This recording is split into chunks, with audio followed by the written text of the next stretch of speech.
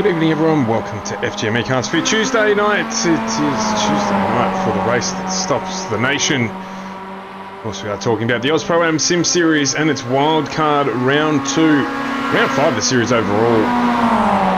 And we are here at the Indianapolis Speedway for the road circuit. Of course, we're going to be using a little bit of the infield here to run the race tonight. We are, of course, kicking things off with Pass 2. We'll head into the main game tonight. The weapons of choice, the Mazda MX-5 for Pass 2. All the drivers in the MX-5. A squirty little car, favoured by the drivers. And in the Pro-Am that will follow this race, we'll have them as well running in the Cadillac in the Pro Series and this MX-5 in the amateur class. So plenty to come here tonight on your Tuesday night, wherever you are around this wonderful country of ours. Sit back and relax, and we will bring you all of the racing action. We've got qualifying coming up. The structure for tonight, if you're interested in what it is that you're going to be able to see here, we've got two races in both categories, 15-minute race, or two 15-minute races for the M class, and then we do have a 20-minute and 30-minute race following straight up after this for the Pro-Am series. So these wildcard rounds designed to make sure that the drivers keep having some fun during the weeks and months across the season, but just making sure that also as well there's something a little bit different. We don't want to get too stale and have you know, everyone running the same things.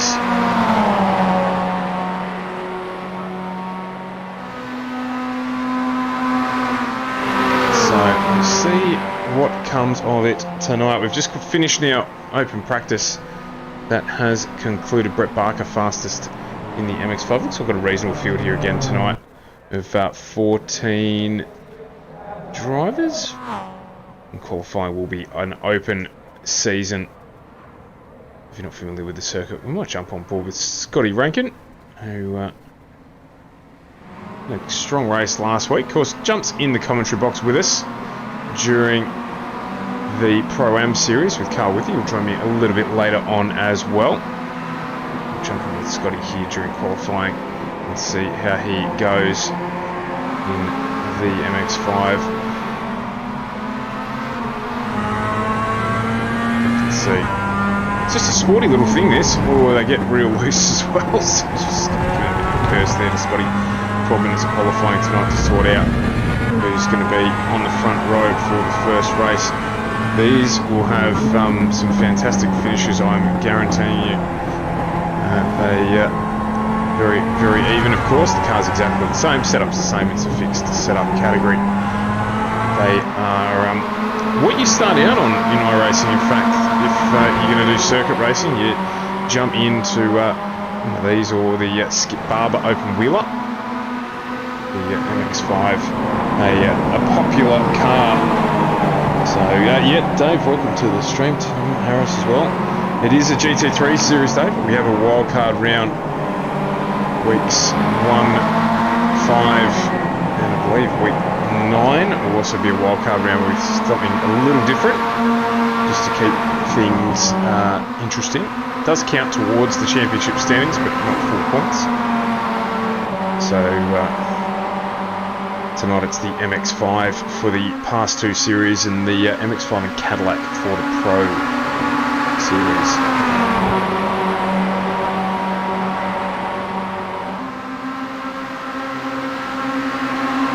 A bit of drafting here will help in qualifying, particularly around the oval track segment. You just see there. So Vernie's just providing some assistance there for Scotty Rankin. Not deliberately, of course. He'd be wanting to probably jump in at some stage, but very important to get a banker lap in here.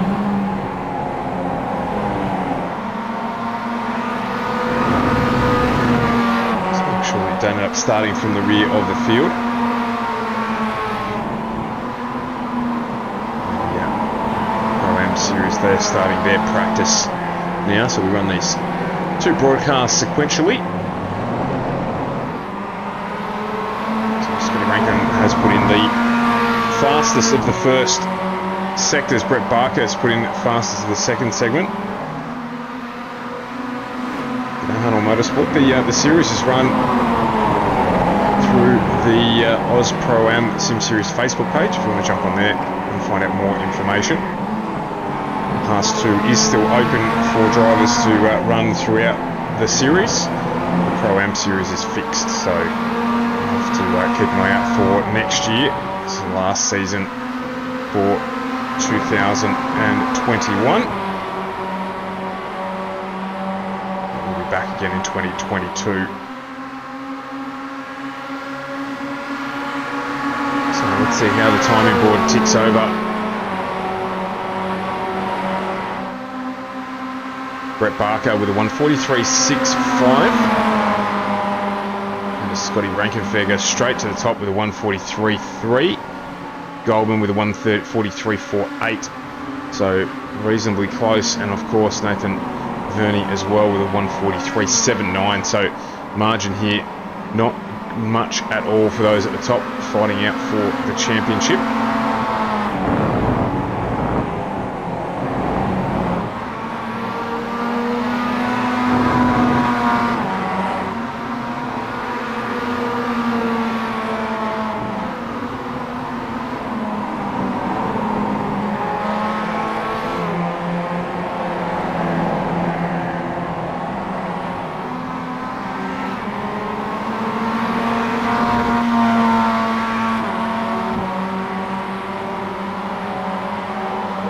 Do a little bit of an update on the current championship standings in Pass 2 while we wait for drivers to get through. It is Nathan Verney leading the way in the Audi, 450 points. Currently clear at the top of Scotty Rankin in second place. He's on 414, so a healthy margin, 36 points there. And Sebastian Vandel in third on 387 with Brett Barker on 360 in fourth, and we've got Gordon Smith in fifth on 333, and Pollock on 306 in sixth.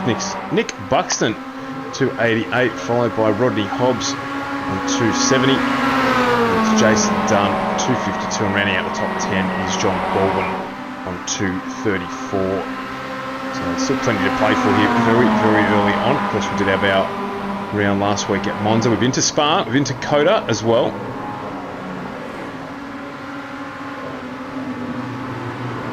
Give you a bit of an insight onto what's coming up as well in the series. So we actually are halfway through the season. We've got Mid-Ohio next week, followed by the Hungaro Ring. We head to Gilles Villeneuve for an Enduro. We've got Zolder for a sprint. And the final round of the season takes place on December 7th.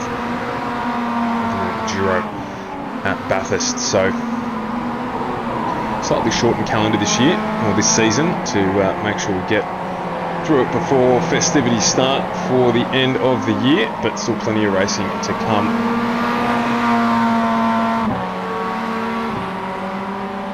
Very full field up in the Pro-Am as well, so they're just getting warmed up. So no improvement. In fact, there was a big improvement. Scotty Rankin's gone to the 42s with a 42.83, and Liam Caplice has jumped in with a 42.91. Sebastian Vandel 43.07. So they flying along. No improvements yet. Isaac Edwards has put in a better first sector for himself.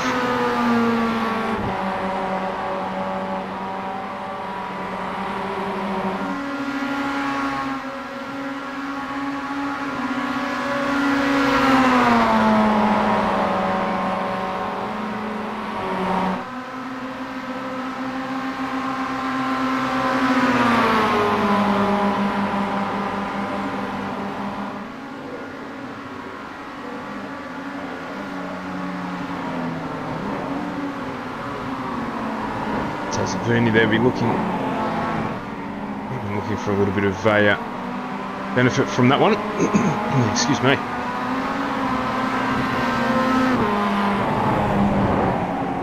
Had a dip on the Melbourne Cup today. Let us know, did you get on the winner?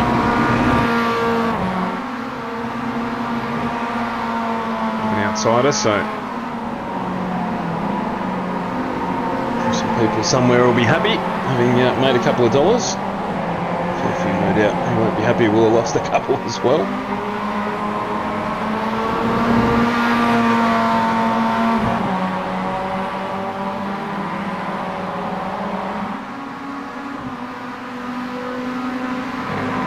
Holtz put together 2 good segments. Managed to improve his lap time to a 44.8, dead even with Nick Buxton in front of him. Currently sitting 7th and 8th.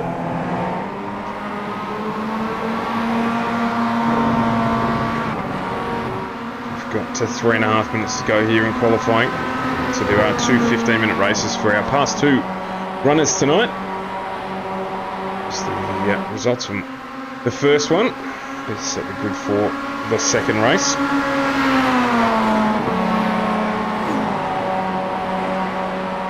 The reverse top 10 in the main Pro-Am a little later on. Just looks like things are dropping off a little bit here. It's the pace has settled. No one able to do a faster lap at the moment than the fastest they have set.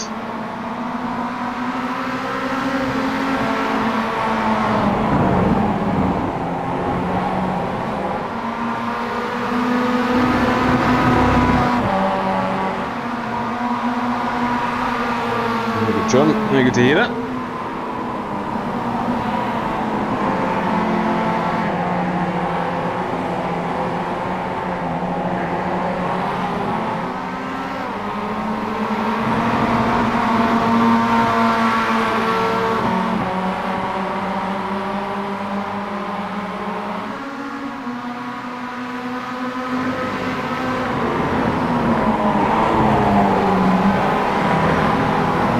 I guess that would explain probably why you're not going to be running tonight. That doesn't tickle.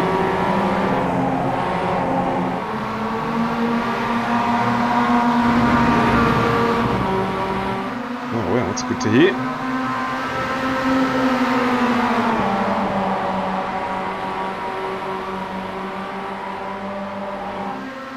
Yes, we always think that the race that stops the nation happens in October. Well, traditionally in October anyhow. It's only in December this year, but the 1000, a different kind of horse racing.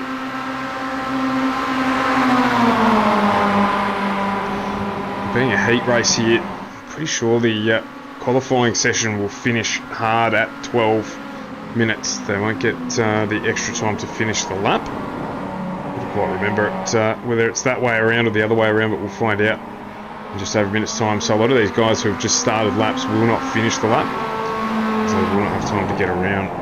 So Gordon Smith's on a flying lap for him. He's got 2 green sectors. He's just about to head across the start-finish line. We'll see how he goes, whether he can improve.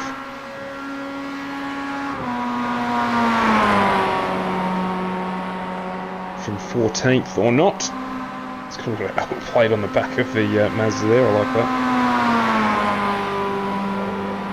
And he does, so just moves up into 12th.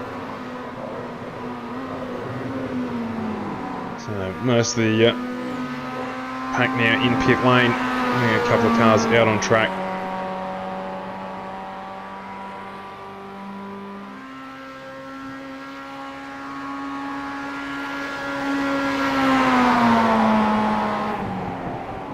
There of what it looks like. It was practicing a pit lane entry there. It was very, very aggressive from Vandel. And no, it does stop hard on 12 minutes. So that is all she wrote. So we get out on the grid, down on the Porsche safety car. Let's have a look at how they will line up here tonight. And it is round 5 of the AUSPROAM Sim Series Pass 2. And for some reason we're starting on the second page of the grid. Let's not do that. Let's have a look here at the top. It's Brett Barker off pole position with Scotty Rankin next to him. Then Liam Caplice and Sebastian Vandel off row 2. With Andrew Goldman, Nathan Verney off row 3. Blake Urquhart and Isaac Edwards off row 4 with Ben Pollock and Nick Buxton off 5. And it's Rodney Hobbs and Gordon Smith off row 6, with Jason Dunn and Tristan Yellen off row 7, and rounding out the 15 starters for Pass 2, round 5, it is Shane Mahoney.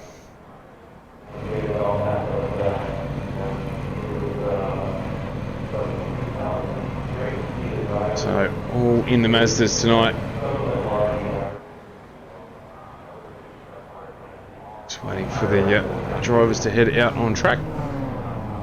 Almost all of them there. Surprised we're doing a roll. Thought we might have just been doing a stationary start tonight, just to trick things up for the drivers. Not the case.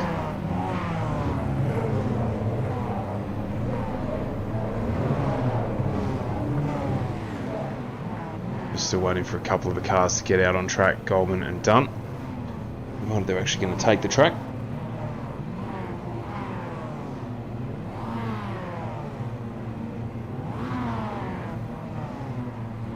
Let's see what comes of this one.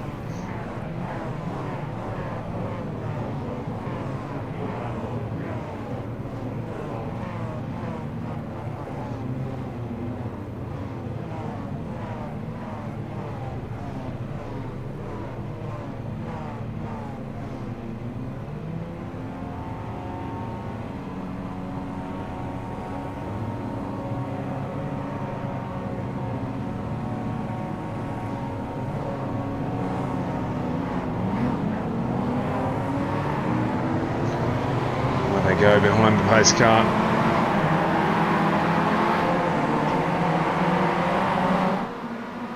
So they're going to do a full warm-up lap here.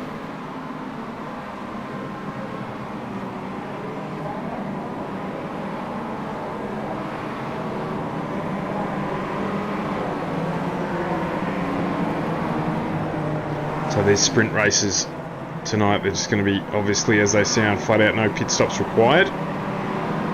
I don't believe there will be any stops required in the 15-minute race. So we'll just get proved wrong with that one.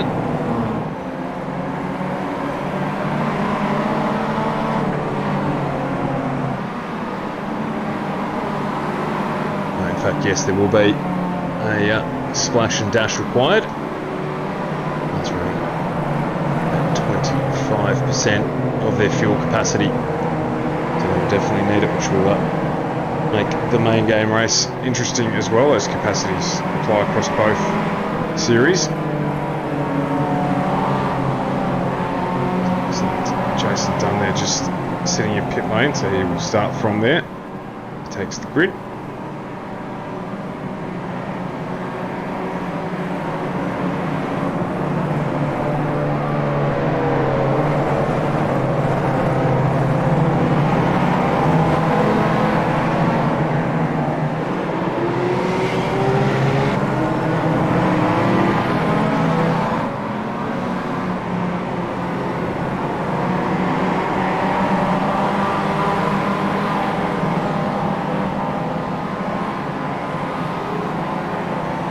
So they'll hold up formation here.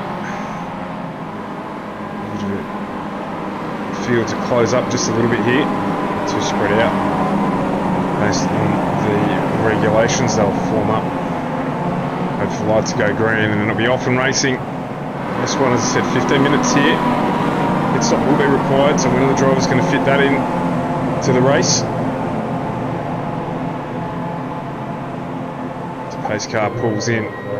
Wait for that light to go green. And it will be Brett Barker at the front there with Scott Rankin next to him, off and racing here at Indianapolis. A good start for Liam Caplice in the 20. He's got some advantage of the draft there and been able to do what he needs to get up alongside him here and try and take the lead into turn 1. We're 4 wide down the front straight here, 5 wide. A little bit of room given as needed on the start there. Scott Rankin up next to Brett Barker.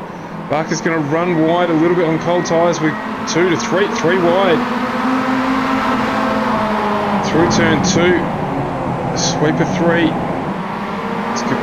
As it looks like Caplice is just driven away at the front here early on. He's already 1.2 seconds to the good. There's a big advantage to have this early on in the race. You can see it's a clean start. It's just a little bit of understeer there for Scotty Rankin. pushing him a little wide through the corner. Oh, as we've got good under brakes in the background, pushing wide as well. I think that might have been Vandel there.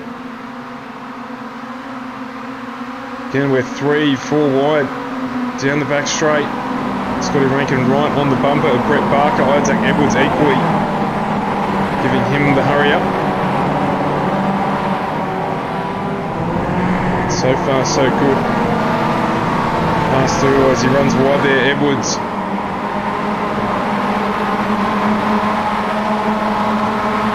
But what a start it is for Liam Caplice. He's going to head across the start-finish line. And at this stage, 1.7 seconds off in the distance. Barker and Rankin will need to work together if they're going to catch him, you'd figure. So we're right on board with Scotty Rankin now. He's just getting the benefit of the draft here.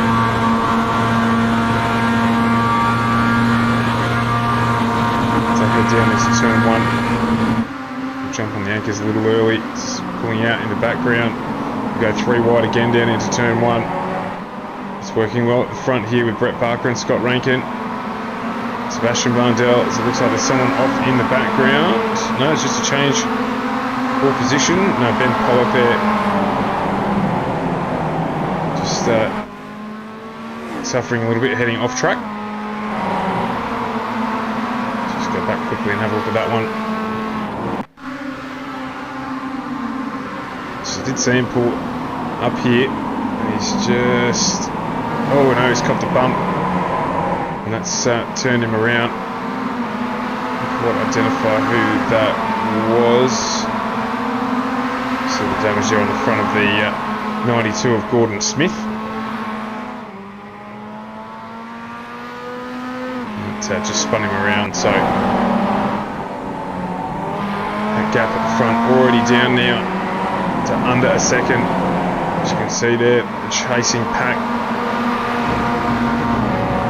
catching up to Liam Caplice. So Brett Barker. Scott Rankin's now got Sebastian Vandel all over the back of him.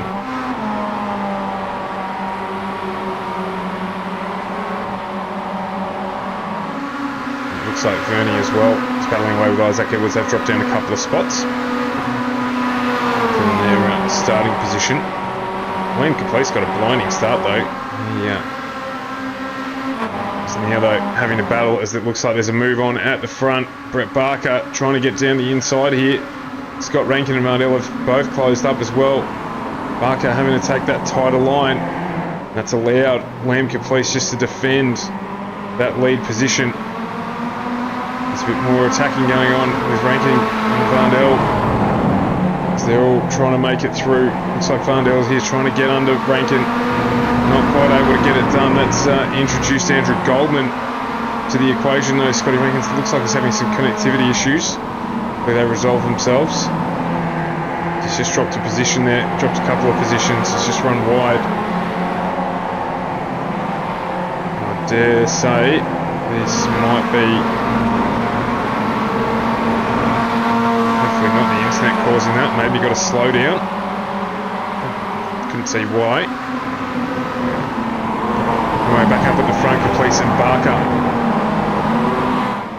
fighting. Barker almost had him down into turn 1. Had to take that narrow line though, which slowed him up. Meant that Caplice was just able to defend, keep that lead.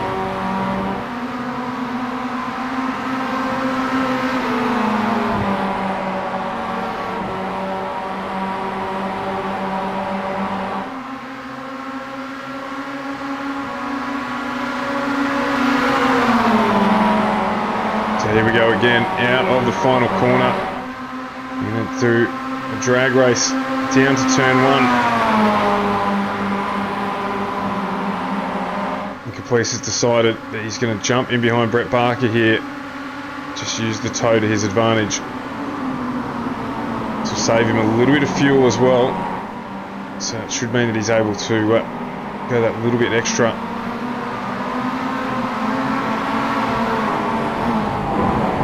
Has meant that Vandel has closed up now as well, so he's attacking Caplice. This is Andrew Goldman. those guys looking for a way past. And they've created a little bit of a gap now back to Blake Urquhart with Scott Rankin now putting the move down the inside.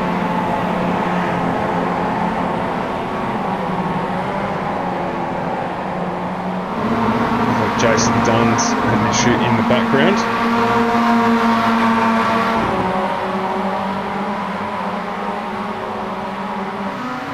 Scott Rankin trying to finish this move out. On the right side of the corner though, holds the line there. As does Urquhart now on the way back. Here goes Scott Rankin. And Verney looking to get into the action as well, but Urquhart defends well.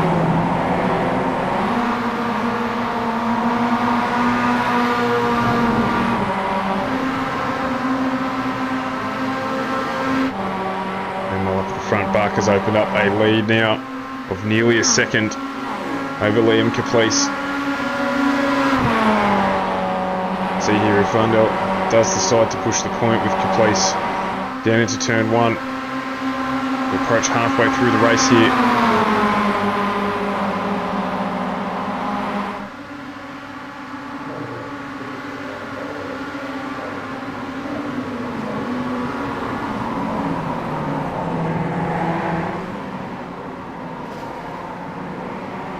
A little bit of contact there, I think, in the background. So Edwards run wide as well. He's gone off track, so that's meant that Vandel is now in the lead. Goldman in second. Barker and Caplice third and fourth.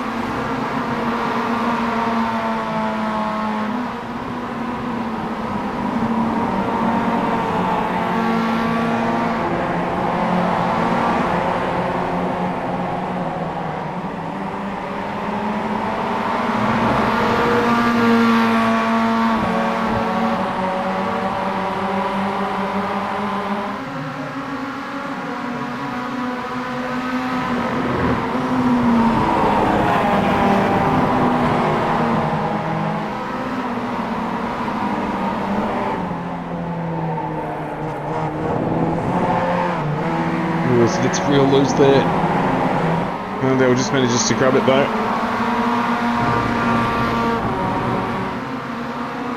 So Goldman, Barker and Caplice, Scott Rankin now in a tow. Looks like, as you can see there, Barker and Goldman. Barker's probably going to be in a position to do something. Down into turn 1 again.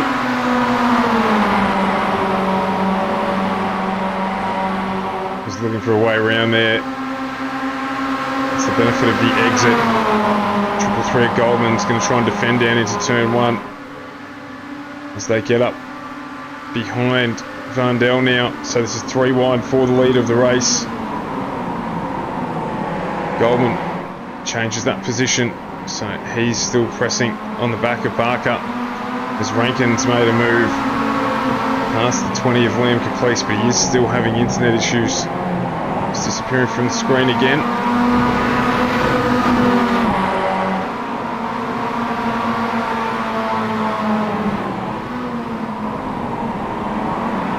Is in the background there. Caplice just goes off and wide, and he's in the sand trap. And that Mazda is going round and round, and has dropped him a number of positions. He's got to be careful in the region. Oh, someone else has gone straight ahead as well. Looked like Tristan Yelland, in fact. And that has sent Liam Caplice right to the back of this field. He'll be dirty with himself. He's driving really well. He had to wait, rejoin safely. He's done just that. So unfortunately, it's cost him a heap of positions. We're looking to do something out of race 2 then. In the meantime, Brett Barker on Andrew Goldman. Just trying to make something work. They go out onto the main straight.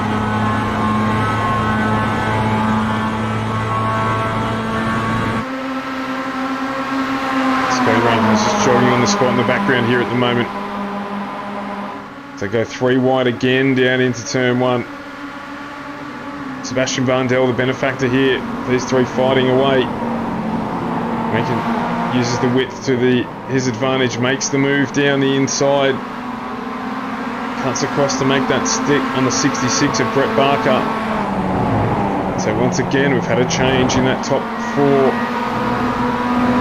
It's working well for Vandel. He's just managing to ease out at the front here. But now that gap can be closed up relatively quickly as Rankin dives down the inside on the 333 of Andrew Goldman. Makes the move stick, gets it done cleanly. And now Goldman looking to try and do something on the swing back. 66 of Barker not going away either. So these three here fighting hard. They've probably only got 2 laps to go after this one.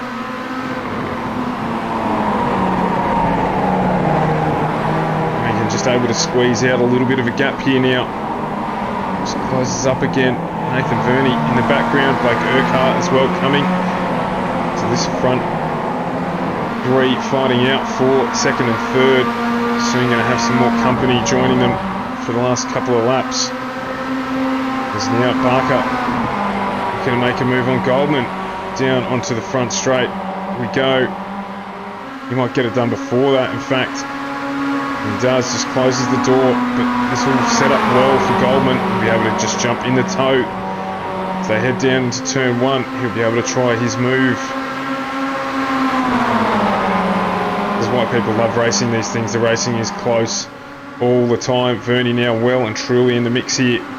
Scott Rankin's just eased out a gap on these two. 8/10. They go too wide into turn 1. Through turn 2, Barker's just managed to keep that position. Goldman's just eased off a bit, but Verney in and about. They head through the sweeper.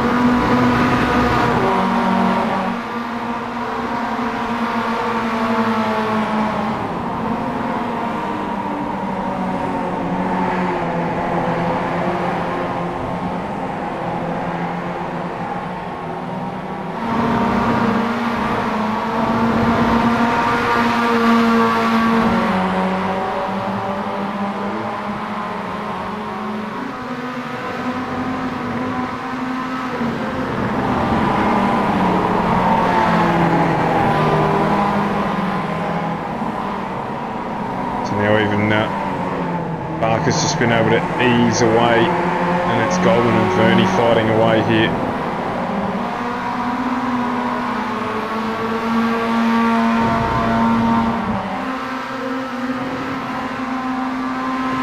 Gordon Smith's heading off in the background. The drag race continues for what will be the final lap. So Verney gets down underneath here, moves himself up into P4 again. Goldman's going to be able to fight back on the run down into turn 1. Gap at the front has closed significantly as well. Scott Rankin all over Vandel on this last lap and moves into the lead of the race. Gets it held, but Vandel's going to go straight back up the inside. He does. Great racing from the 2 leaders. They're still side by side. The lead changes again. Vandel gets a little wide, but pulls it back in nicely. It's all over the back of Rankin. This is going to go right down to the wire here, and this will be a 3-horse race. I reckon Brett Barker will be up on the back of these two as they head on to the front straight. In fact, he's there now. So Barker involved, so this is going to be a 3-way race for the finish. In fact, Verney might even get involved as well. Can he jump on the back using the draft here and make it one of those traditional shootouts to the start-finish line that you expect to see in categories like this? So Rankin there just trying to break the toe, get any little advantage that he can, because he is in the difficult position now. He's going to be leading. So the others will get the benefit of the draft. They'll be able to pull out of the chute. But this is where we'll see it. So who's it going to be? Rankin. Vandel moves to the left-hand side to try and get the run out of the corner onto the front straight at 66 of Barker as well. What can he do? Looks like it is going to be these two. It's going to be Rankin and Vandel. It's Vandel and Rankin. Who is it going to be? Vandel pulls alongside. Scotty Rankin. Barker's trying to get involved as well. It's going to be really close. It's Vandel at the moment. And he gets there. Vandel before 1/100th of a second with Brett Barker just behind him as well. And that is the close finish that you'd expect to see. Just looking here as well, it's close back in the field. But it is a win for Sebastian Vandel, who takes out the race, as you can see there, by 4/100ths. And Barker just closing up Nathan Verney as well onto the back of the group as that race came to a close. But well managed. It was always going to be tough for Rankin leading into that last corner to make sure that he was able to close the race out. And it proved to be just that, unfortunately, but great racing from those guys right throughout the 15 minutes, side by side for a majority of that last lap, and not a hair of paint traded.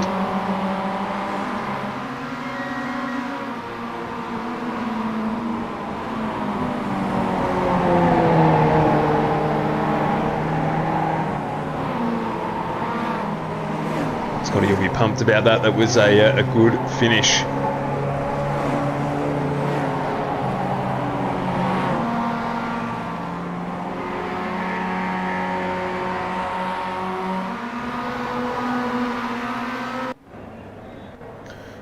So we'll have a brief warm-up period here. We'll just go for 2 minutes, and the second 15-minute sprint race will get started. Of course, a good opportunity for us to thank the series sponsors across both series, Index Designs. If you're looking for a livery for your iRacing career, then contact Isaac Edwards, Racing in the Series and Index Designs. They do a great job. We are biased, we use them for our own liveries as well, but that's because he does such a good job. Of course, our main series sponsor, simrigs.com, for all of your iRacing and sim racing needs. Chuka Toyota, Phoenix Smokers, as well as the boys at 93PC, and of course HJ Plant Repairs cannot be forgotten, our foundation sponsorship partner. Yeah, for some reason I have Mr. Scott Rankin in the booth with me. What's going on, Scotty? Wow, what a cracker for race one, mate. 400, was it? Yeah, 400s, 4.500s in it for race one. Little mistake coming off of the final chicane, final section, and you got me at the line. So what a cracking race, though. It was. Absolutely beautiful. We figured it would finish that way, and obviously you had to fight your way back up as well after dropping back those couple of places, I think, with just some internet connectivity issues giving you a little bit of grief.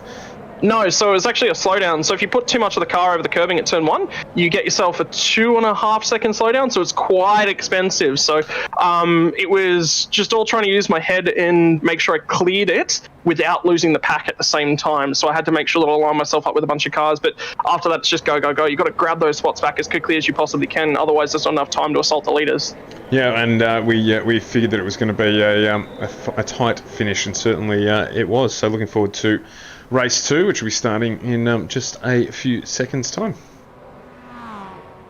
Yeah, it's going to be an absolute cracker. What about all the dive bombs going down into turn number 1? I think there's grins from ear to ear right the way throughout the field. There's quite a few guys there talking to each other, having a bit of fun, and the draft battling, and it's awesome. I don't think there is an upset driver at all. No, it was good, clean racing. We were saying side by side, 3 wide into turn 1, and oh mate, wasn't that exciting? I was nervous as all get out going down there. not a blade of paint traded between all of you. It was really good. Yeah. What about the fake of the century on the last lap going down into turn 1 too? So, yes. He'll be wise up to that this time, so that trick only works once. Yeah, so all right, I'll leave you to it, Stuart. No worries, we'll see you back after the race. Good luck. Alrighty, so there you go, you heard it from Scotty Rankin. It was good, close racing. So reverse top 10 start here. So it means Liam Caplice and Ben Pollock off the front row with Rodney Hobbs and Isaac Edwards off 2. Then it's Buxton and Goldman off 3 with Verney and Barker off 4. Scotty Rankin and Vandel off 5. And then Shane Mahoney and Jason Dunn off row 6. And then following on from them, it is Blake Urquhart, Tristan Yellen and Gordon Smith to round out the 15 that are starting. So again, we'll do our full warm-up lap, and it will be go.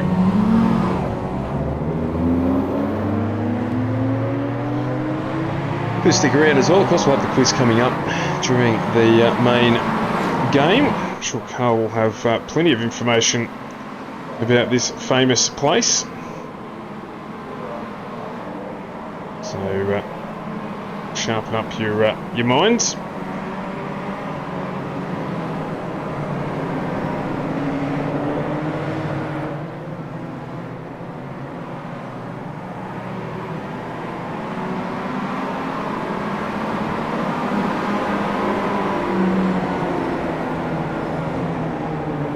That one. So guys at the front here will be looking to make sure they take opportunity. Certainly Liam Police will be looking to take as much advantage of this as possible after running wide during the first race and having to wait for the whole field to trundle past him.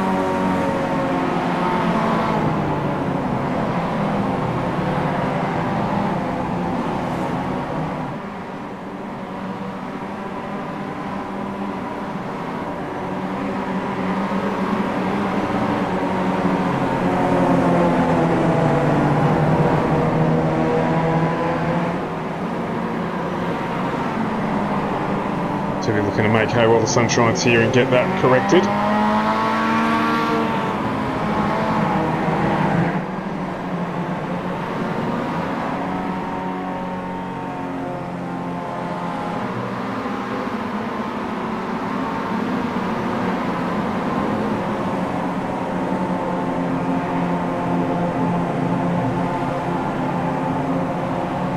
So who is going to take this one out?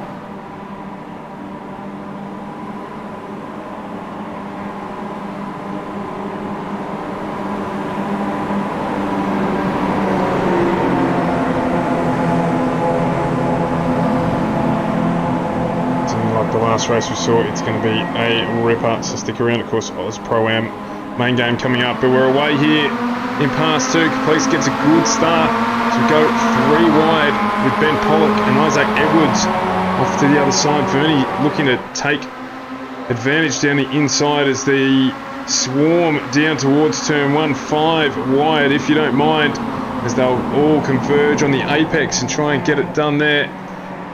You can see they're getting through. Oh, Edwards grabs a heap of curb. He's able to keep control of the car though, so he'll be happy with that. It's a tough start. He's managed to clear him though. Looks like Vernie's had the best of the starts. He's down on the inside here. He's up 3. In fact, Varndell up 5 positions. So he's had a ripping start too. And down in the pack here, just trying to sort themselves out. You can see Scotty Rankin on the tail of this one. Mentioned in quick chat we had how important it is to make sure you don't lose the group. We're making sure he doesn't do that here.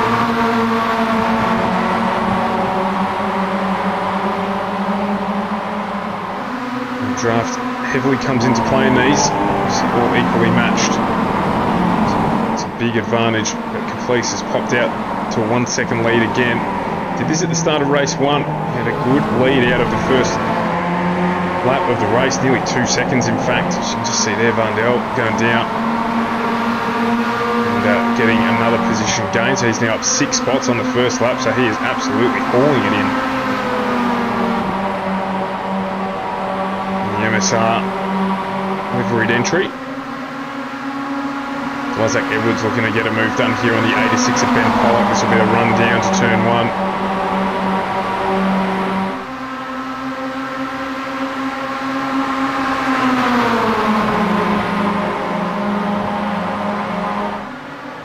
Another 15-minute race here. As you saw, the last race came right down to the start-finish line, so won't go anywhere. This will continue to be close, this one as well. As it looks like Edwards there just got caught up a little bit trying to get back around. Cost him some time. Varndell now up into P2 already. He has flown through this pack, up 8 positions. And in pursuit of Liam Caplice. Moment 3rd, Isaac Edwards. He's now got Ben Pollock trying to put a move down the inside. In the background, I think it was Andrew Goldman got a move done as well. As Vernie here looks to take advantage. Oh, and just makes contact and spins. So there's been an issue there for Vernie. He's grabbed too much of the curb and he's rotated that one around. Let's go and have a quick look at it. Just see him there. Oh, and unfortunately, yeah, he did make contact.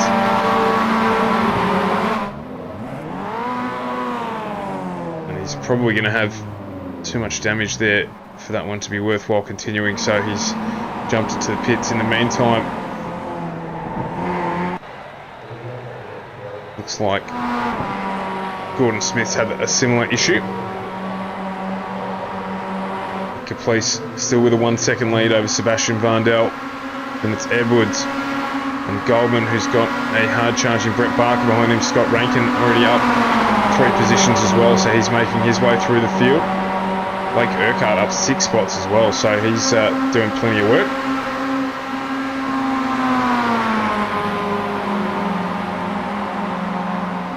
So we're 3 wide.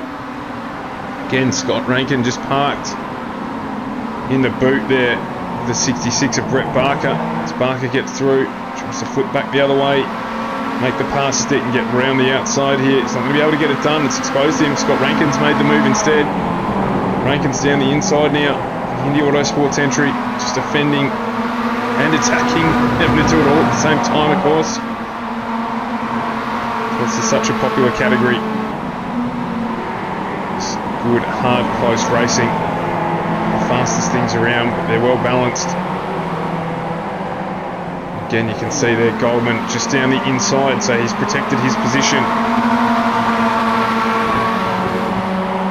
The front, the gap has stabilised with Caplice and Vandel. It's still a second between them. Rankin here now, looks like he's going to get the move done. Goldman though holding his line. Blake Urquhart wants to get involved in this as well. Brett Barker still holding, still fighting. It's that wider line entry. Seems to work well for the 156. He gets a good drive out of the corner now. So I reckon we're going to be 5 wide. Down into turn 1. Who's going to be brave enough to issue the challenge? So we head around onto the start-finish straight. We went 2 by 2.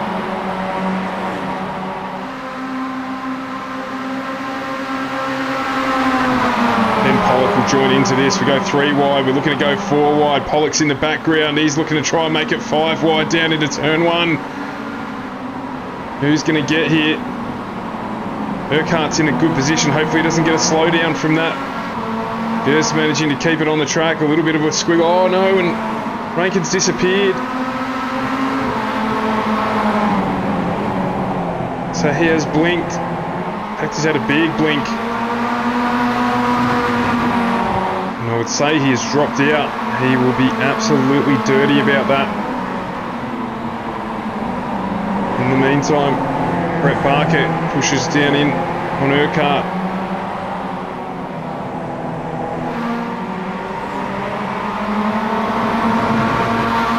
So that's allowed Isaac Edwards a little bit of breathing room. Sorry, Andrew Goldman, I should say, a little bit of breathing room. So he's broken away from this pairing. Urquhart and Barker still fighting away.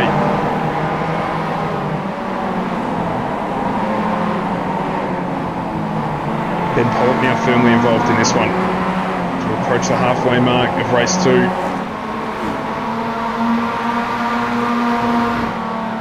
Up at the front, the gap is closing. Vandel is on his way. He's going to use the draft this time around, you'd figure, to get up behind Liam Caplice.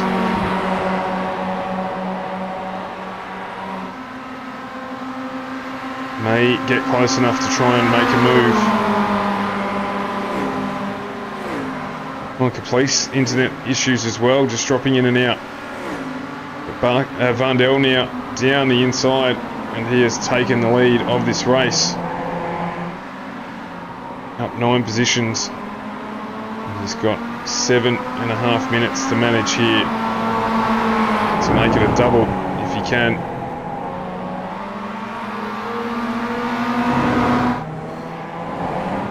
Isaac Edwards has got a 2.5 second gap back to Blake Urquhart, so that's quite comfortable.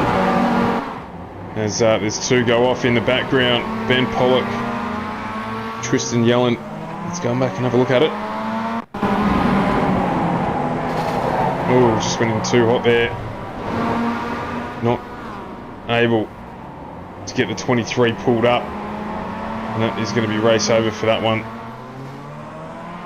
Got a broken left-hand front wheel there, as you can see. Not sure how much damage there is to that 86. Just going to keep going. Meanwhile, still Vandel in the lead. We'll look through the field here to see who else is battling away. Rodney Hobbs currently running in P6, so he's having a good run in this one. He has got Shane Mahoney starting to close in on him in the 666 Vast Motorsport entry. A little bit further back, it's Goldman and Pollock, who are within distance of one another.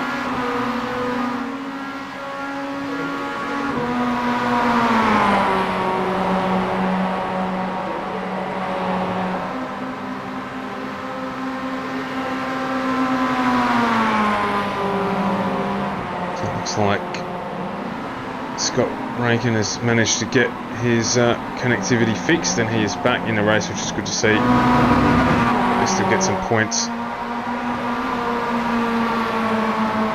out of that, but it's kind of like engine failure in real thing. And that drops out, then effectively the same thing as a car failure. So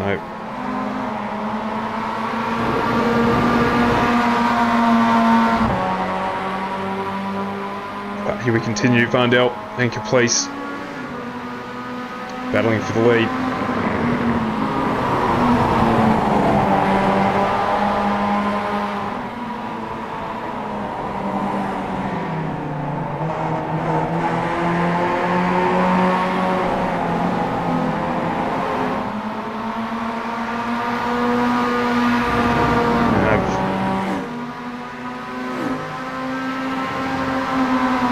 More laps, I'd say, before this one will be complete. To pass two is done. Head over to pass for the Pro-Am.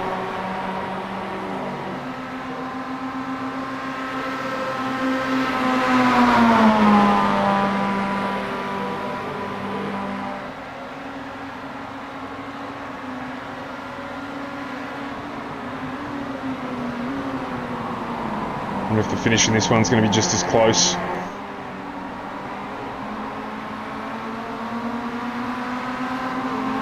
The stage it's shaping up to be.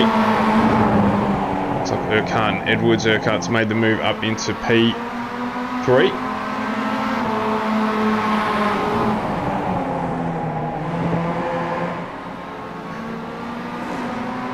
Pollock and Goldman fight it out. Shane Mahoney joining that battle as well. That's for 7th, 8th and 9th position. Just sort of close between Caplice and Vandel for P1, as in fact Caplice has made the move there as well, as we switched between the battles. So he's now back up into the lead of the race.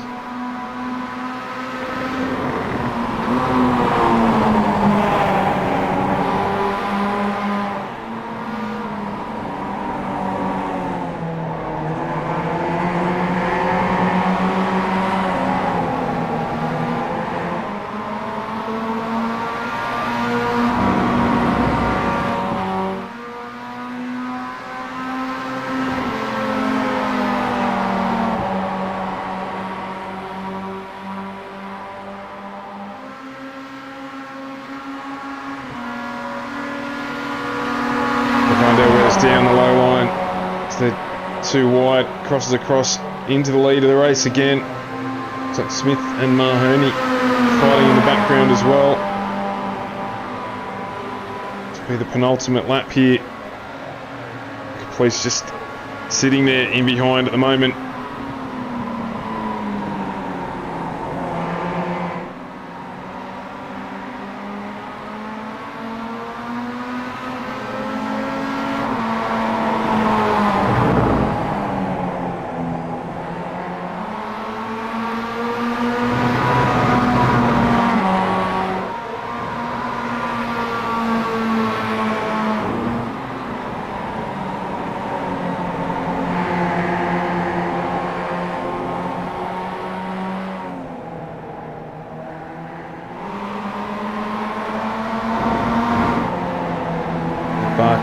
Hobbs fighting as well.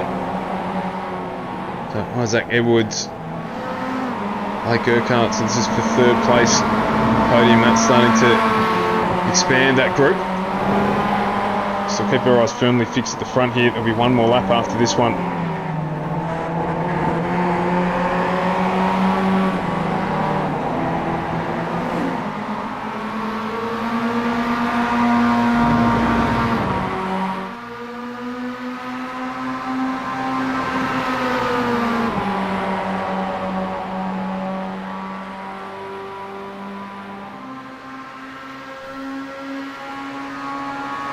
A small gap open up here that'll close up right now as they head down this front straight for the second last time. This is where it was all done in the last race. It's a matter of staying close enough as they come into that onto that front straight next time. So stick with it nice and close. It's all here for Caplice to do. Varndell has probably the more difficult place. He's got to defend.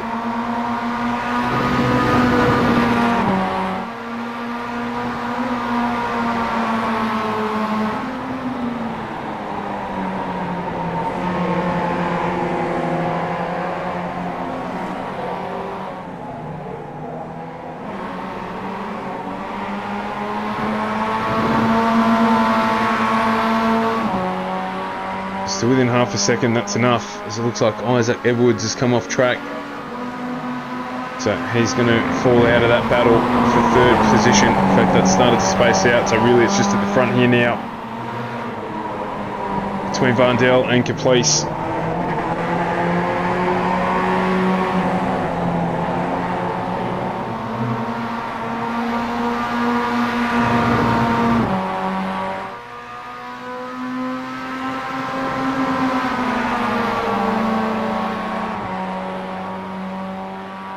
So he's trying to break the draft. Varndell, Caplice just trying to stick with it. So they head towards the start-finish line. They're going to get up far enough alongside him. Pulls out of the draft. He's going to run out of track. Oh, and it's close again. This time even closer than the first race. With 3 100ths between them. Between Varndell and Caplice. That is fantastic racing between those two. Brett Barker's going to come across the line and finish in third. And it's Urquhart and Isaac Edwards, 4th and 5th. Got Rodney Hobbs and Ben Pollock, 6th and 7th, with Andrew Goldman. Shane Mahoney just getting past Gordon Smith, who looks like he's missing a wheel off that car. In fact, he is. So he's had an incident there somehow. That car just struggling across the finish line there. So that brings a conclusion to pass 2.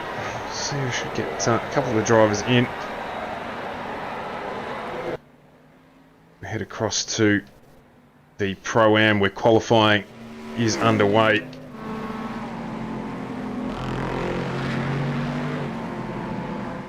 So at the moment, Ross Rizzo in provisional P1 in the Corvette, in the Cadillac I should say. These Cadillacs are fantastic things to drive. Jack Boyd currently sitting in P2, Funslow 3, Connell 4. That's a couple of our AM drivers up inside the top 10 as well, so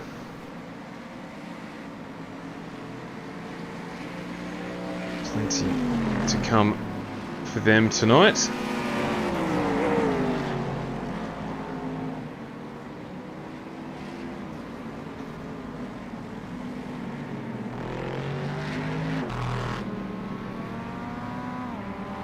Stick with them. Just got to get a couple of things up and running and we'll be back with qualifying, the balance of qualifying in just a minute or two.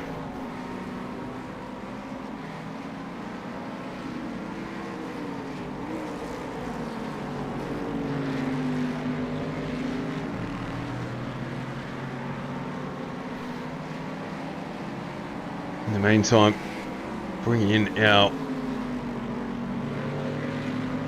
Winners from the last race. So joined by Sebastian Varndell and Liam Caplice. Brett Barker hopefully on his way in. So Seb, we'll start with you, mate. A cracking run in both races. Yeah, it was a good race. Nice and Close racing with Liam.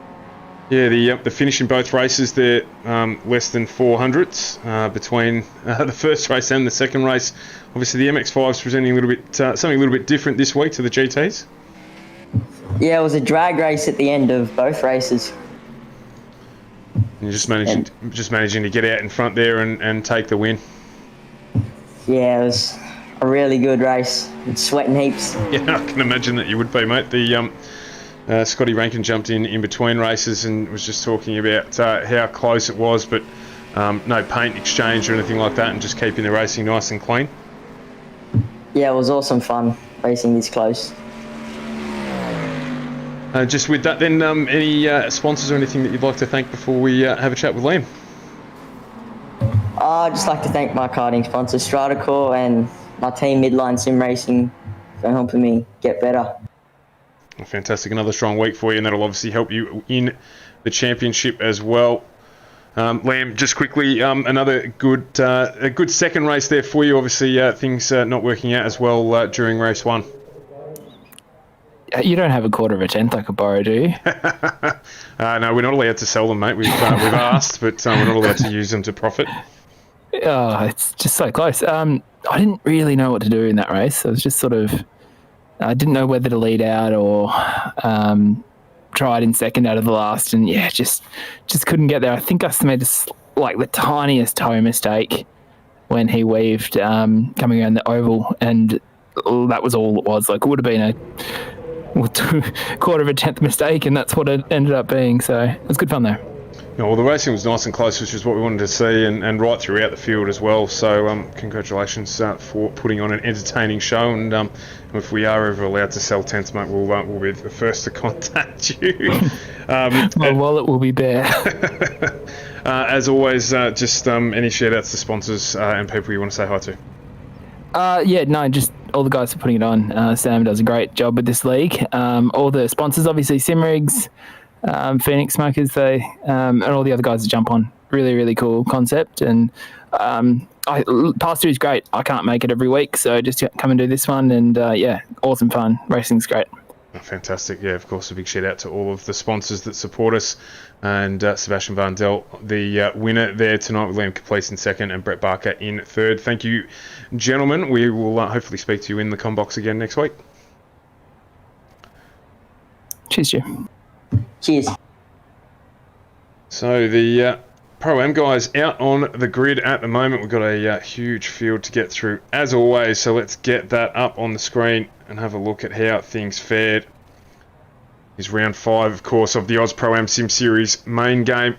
And on the front row there, you've got Ross Rizzo and Jack Boyd. That is going to be a hot one, with Adam Funslow and Jeff Connell off row 2. Then it's Merritt and Mansell off 3, with Capel and Levin off 4. Then it's Fit and Kasha off 5, with Guy Leach and Jared Hughes off 6. Good effort there from Ryan Kasha to be inside the top 10, leading AM driver. We flip over the page. It's Maverick Benson, Glenn Boyd off 7, with Brookfield and Hayes off 8. Then McLaughlin and Ruwalt off 9, with Bond and Bolton off 10. Then it's Tim Audie and Dave Roberts off 11, with Hayden Jackson and Dale Carpenter off 12. Then it's Luke Fit and Sam Lehman off 13, with Dustin Fletcher and Jordan Peter off 14.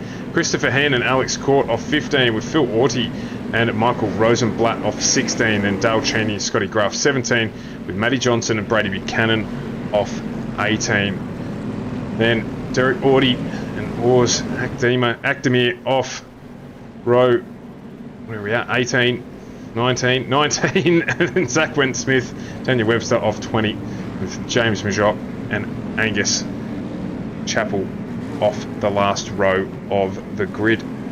So, of course, as we alluded to, we do have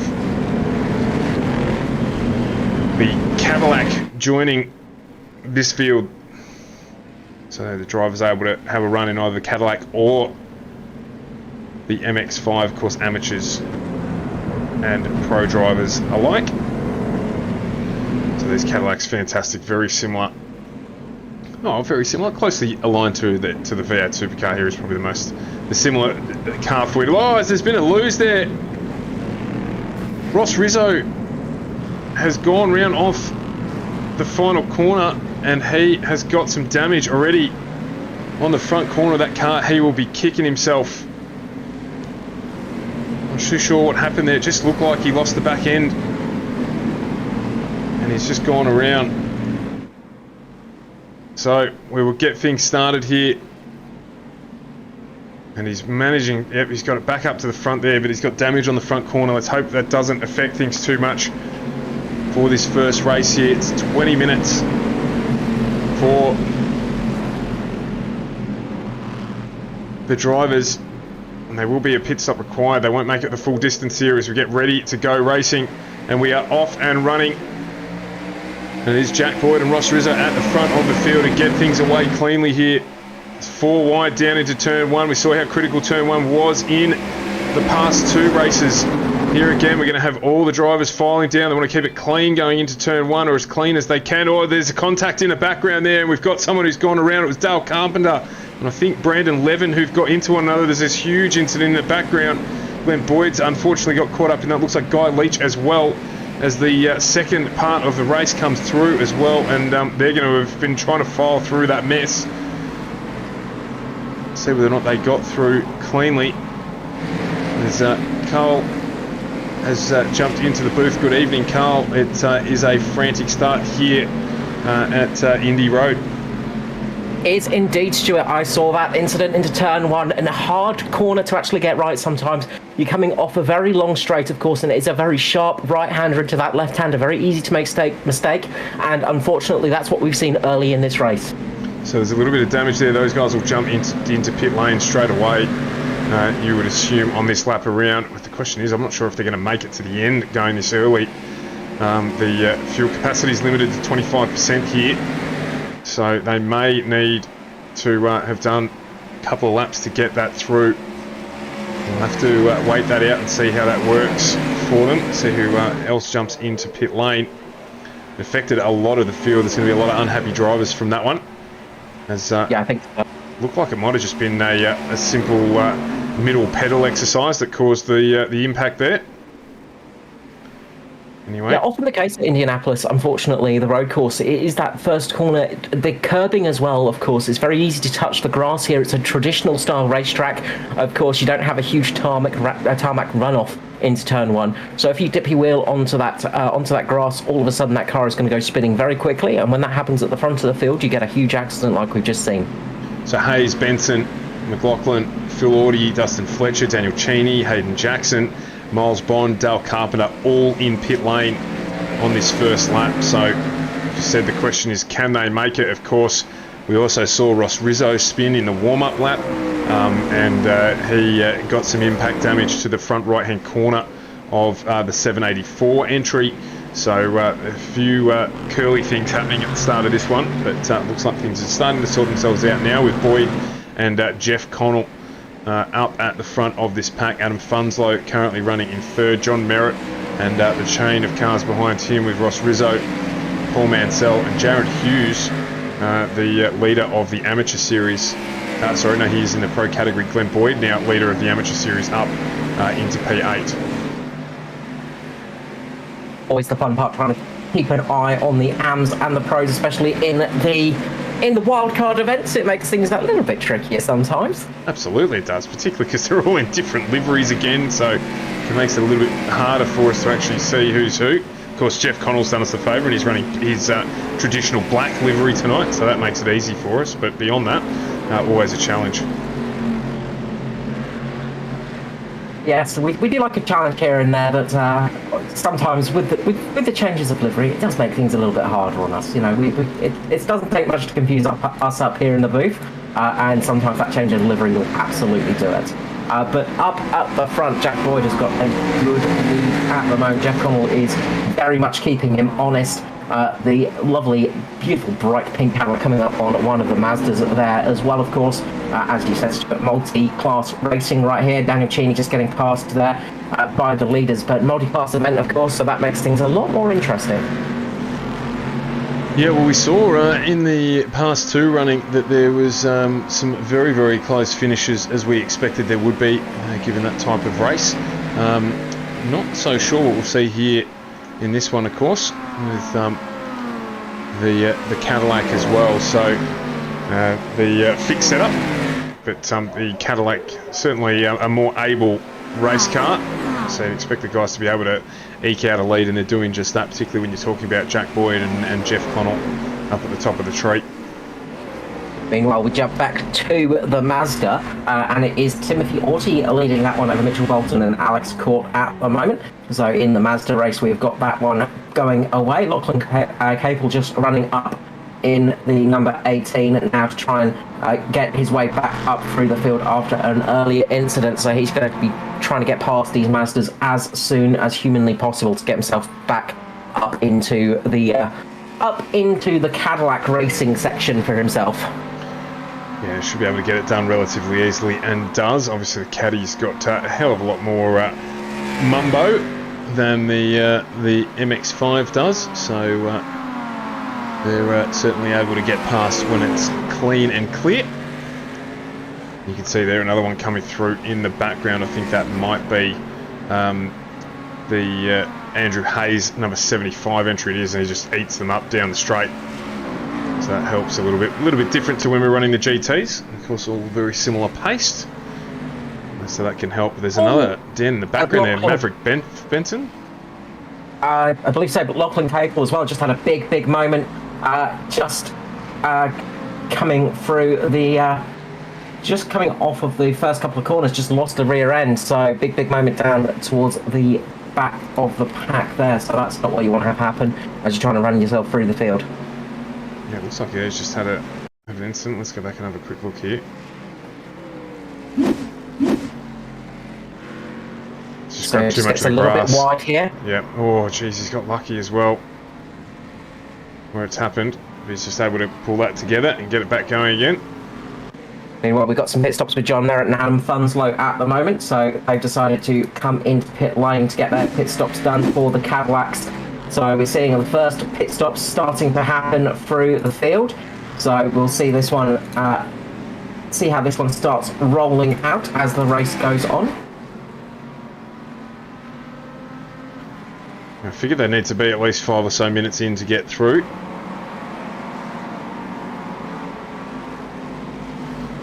Meanwhile, up at the front, still Jack Boyd. Still pushing through with Jeff Connell hot on his tail. So we're well and truly aware that Jeff's there. There's been a couple of... coming into pit lane. So Connell is pitting, so he's decided to try a little bit of undercut here. So Connell's going to try and get some clean air when he comes out of the pit lane. He's going to take advantage of this one. Whoa, look at the field of those Mazdas. An absolute mess of Mazdas there down the straight. That is insane. Just having a look at that. It's Sam Lehman there. I submit the mad cow. Scotty Gray looks pretty impressive on the Mazda. It looks very cute. Oh no, there's an impact there with our race leader. Very slight contact on the right hand rear there. Just wouldn't have seen him. I think it was Dale Carpenter just making that little tiny bit of contact there. It was just door-to-door contact, so no real damage done. It would have just been a moment of a deep inhalation of breath for both drivers involved. Absolutely. Just having a couple of issues with the overlay there, so just running a bit behind, so we're just going to reboot a couple of those things. Don't despair, they will come back on track. Give the system a little kick here and there and get it back underway. So as we do that, again, getting so close to these Masters. Of course, you can see just how the difference in size of the Cadillac compared to the Mazda, of course. Very different beasts. That Mazda is a very small, nimble little sports car. The Cadillac is basically just brute force, isn't it, really? Yes, absolutely. Plenty of noise. Just make your way through.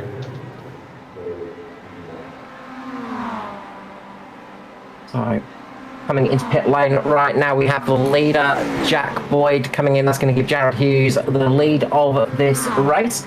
So Hughes going to stick it out there with Paul Mansell. Oh, Paul Mansell goes into the back of one of the Mazdas there. Big accident. Getting into the back of Matthew Johnson, I think it was. Big accident just at the end of the start-finish straight there. The Mazdas were racing each other, and unfortunately Mansell in a race with Jared Hughes as well. He's tried to go around, tried to cut it through there, braked too late, and that is a big accident, and that's taking the number 11 of Matthew Johnson out of contention for the Mazda race, unfortunately. Really big damage, and that's going to really affect Mansell as well. He's got a lot of damage to the front of that Cadillac. Yeah, there was also a note here that Rizzo had an incident as well. I think maybe that was just as part of that whole sequence. Just on board here with the replay. Yeah, so a bit further along, Rizzo's just caught the grass there, just on the entry to the corner, and that's spun him off. Did we manage to catch the Mansell incident? I did, so we'll just go back to that as well. So racing down the start-finish straight they were, and look at these, just brakes a bit too late. Of course, the Mazda has to brake a lot earlier than that Cadillac. The Cadillac, despite being about 4 times the size, it does require a little bit less brake because it has got bigger brakes on board. It's a little bit like a LMP1 versus a GT car in that situation, and not great traffic management, unfortunately. So that's the perils of multi-class racing sometimes. It's very easy to make mistakes. As we've got a good little battle going on here with Brookfield and Levin. So Levin just taking the lead of this race now, getting up into P1. Really nice move there on Brookfield to get the lead of the race here at Indianapolis Motor Speedway. Importantly, Jeff Connell as well has jumped Jack Boyd. Of course, Boyd getting that contact on the lap extra that he stayed out, and that appears to have cost Jack Boyd the lead of this race, having both run through pit lane. He is now 2.5 seconds adrift of Jeff Connell, who is our effective race leader. Yeah, I'd say pretty much it was that traffic that caught him out, in all honesty. It's that thing of getting caught up in traffic, and that's what gave Jeff Connell that lead. Jack Boyd's pit stop was a little bit faster than Connell's. Yeah. So it's all about that traffic. I think pitting, when you see the horde of Mazdas appearing, I think that's your best option in trying to run through them. If you can get in and take that pit stop rather than trying to fight your way through that traffic, it's going to give you a big heap of time and could jump you up a fair few positions. Yeah, it's a fantastic picture that we'll go back to at some point in time. We've now got the Mazda, the leader of the Mazdas, or the AM class, effectively. It's not the AM class this week, but the leader of the Mazda race. In the bottom of your screen there, you can see that Jeff Connell's just gone by them to move along. But that is our effective race for the lead of the Mazda class, with Christopher Henn and Mitchell Bolton fighting side by side there down into turn 1. Great little move here. Tim Audie trying to make the move on Mitchell Bolton. There gets past the Pennzoil liveried car. Audie getting through with the Simrig's entry and trying to make the move on Christopher Henn as well. Saying hello to that little kitty cat up in front. much fighting on track between these Mazdas. They are great to race in and against as well. They're actually one of my favourite cars on iRacing. Absolutely love racing the little Mazda around. Yeah, absolutely. We were talking about it in the past 2 races, just how close the racing always is in the MX-5. So very popular car for people, and it is the car you start out with on iRacing if you don't decide to go down the Skippy route. So very popular. That's the V route now, isn't it? Oh, the Formula V. It is indeed. Yeah, it is indeed. So meanwhile, up at the front, Connell still leading this race. We've got a close battle between... Brendan Levine's just leading at the moment because he's not pitted, but he is in now. So Levin's just left it right to the end to his pit stop. So Jeff Connell's going to take the effective lead of the race now in the number 4 Batmobile Cadillac. But Brendan Levine taking it as long as possible for that pit stop, and looks like about 9 laps is the longest you can get in those cars. In the meantime, just jump back here to John Merritt and Joshua Fitt, who are fighting for positions 8 and 9. Of course, our top 10 here will be reversed for the grid in race 2. They've just managed to get their way through some more of the Mazda traffic. In the background, you see those caddies just come flying around the corner. They look fantastic. You can see the speed difference of the Caddy and the Mazda just there in the straight line speed. It is very much, it is classic endurance racing style speed differences there. I mean, if you've ever watched a classic Le Mans, when you see one of the old sort of Jaguars or something like that going around, and one of the Porsches come flying up next to it, that 100 odd kilometers per hour difference in speed next to each other. It is absolutely ridiculous, but that's something I absolutely love, because it's a different skill working your way through traffic like that, because you have to be very careful.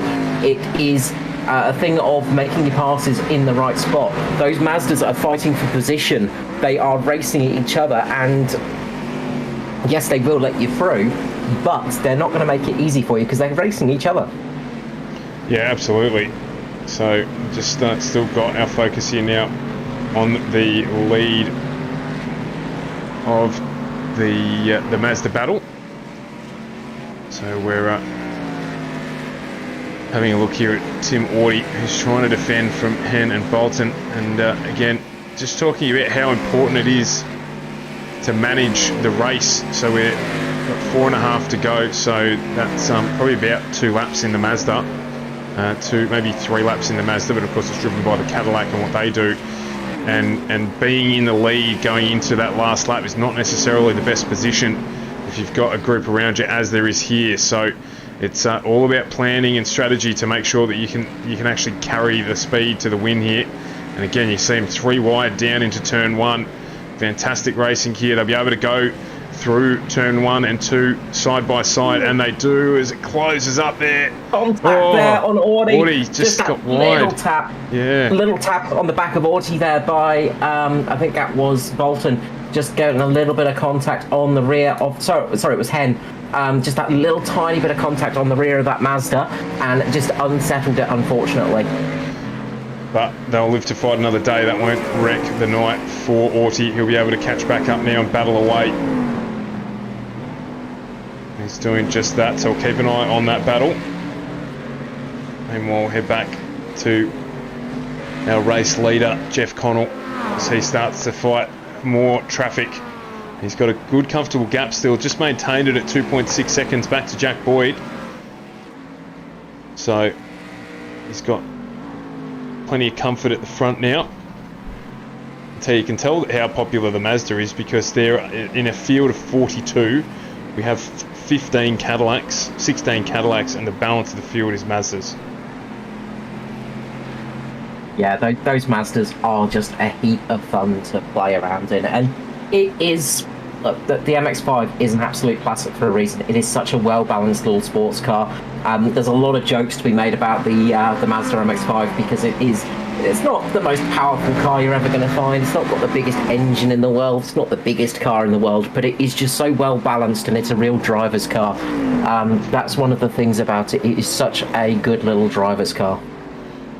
I'm one of those people who makes the jokes about it. I spent some time in it over the last couple of weeks, and thought, the racing is really good. As again we see 3 wide. Oh, Audi off. He'll get a slowdown. He'll get a slowdown for that. Audi just absolutely leaving it for the last moment. That was the last of the late breakers, and it did not work out for Audi. No, so he's now going to drop a couple of positions there. And that has meant that Leach and Bolton will now fight.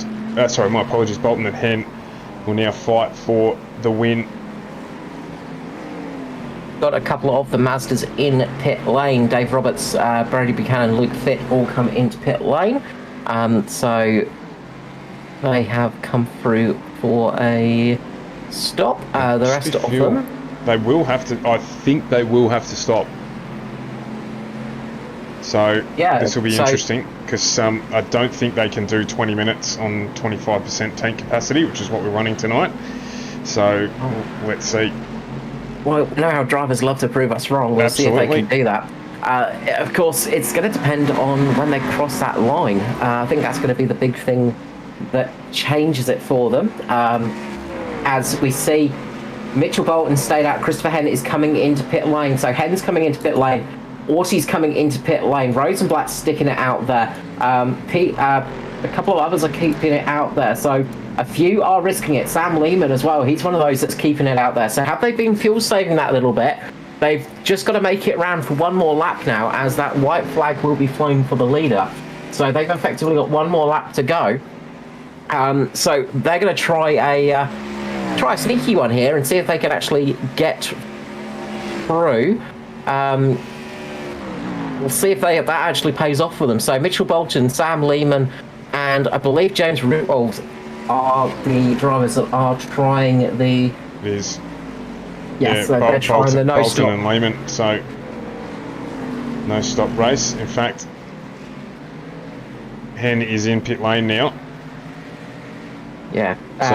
So James Ruold as well, he has decided to keep it out there. He's got a lot of damage on the front of that Mazda, but this could be genius for him because that's gained him about 12 positions. So that, if he can make it on fuel, this is going to be a fantastic job for him.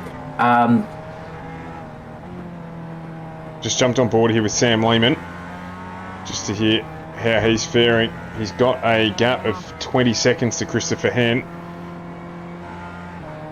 and he is being very ginger on the throttle. Bolton's out. Bolton's had to jump into pit lane. So I think Bolton has run out of fuel.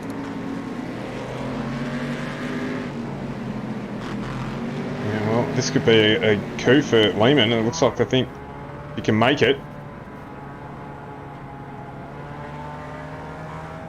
He's going to get the win. We've got Connell who's going to be coming up. So focusing on the leader of the Cadillac. So yeah, Bolton ran out of fuel, but Connell has come across. And he's taken the win. It's going to be Boyd in second, Funslow in third. You can see Sam Lehman coming around the final corner now.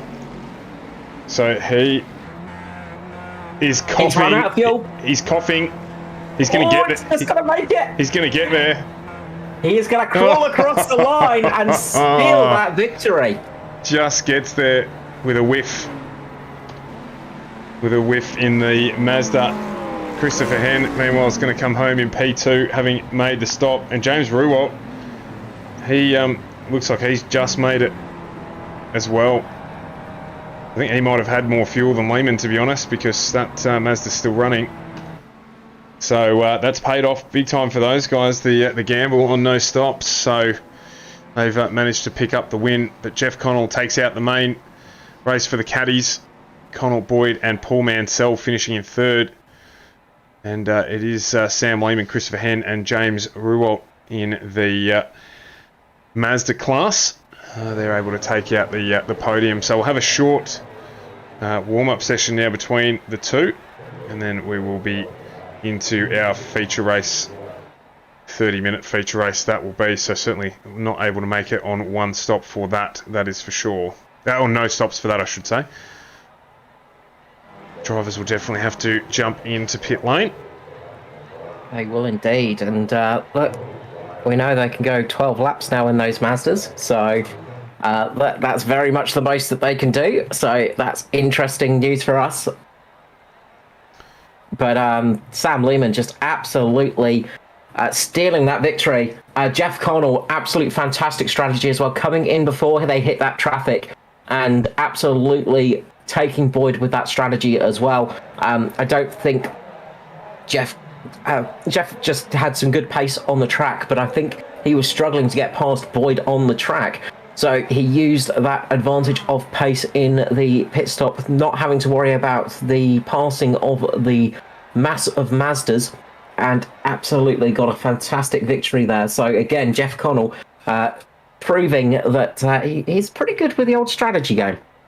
Yeah, absolutely. It worked out really well for him. So that wall of Mazdas that we saw, that he managed to avoid that, and that helped. And of course, in the course of trying to get past that, Jack Boyd copped some damage as well. So that, albeit not severe damage, but that certainly won't have helped him.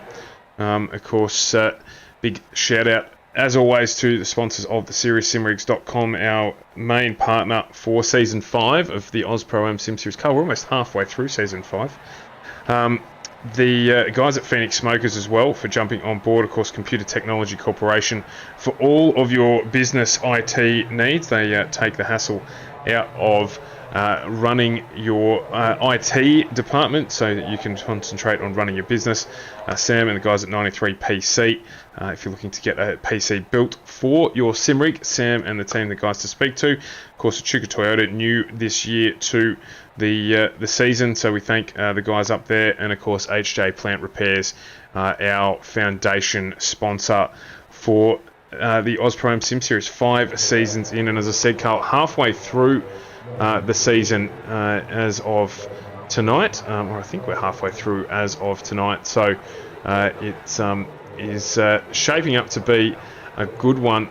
We've mentioned earlier on in the stream, we've got Mid-Ohio next week with the Hungaro Ring. Following that, we're off to Canada to Gilles Villeneuve, then Zolder, and then rounding out with Bathurst. So in fact, definitely tonight is the midpoint of Season 5 already. Yeah, we are right on that point, and what a season it's been so far. We have seen some incredible stuff this year, and again, it just keeps on surprising us. Just fantastic stuff from all the drivers for doing that. We've seen a mix of different strategies, and it's been great to see all the different strategies involved and all the different things pay off as well.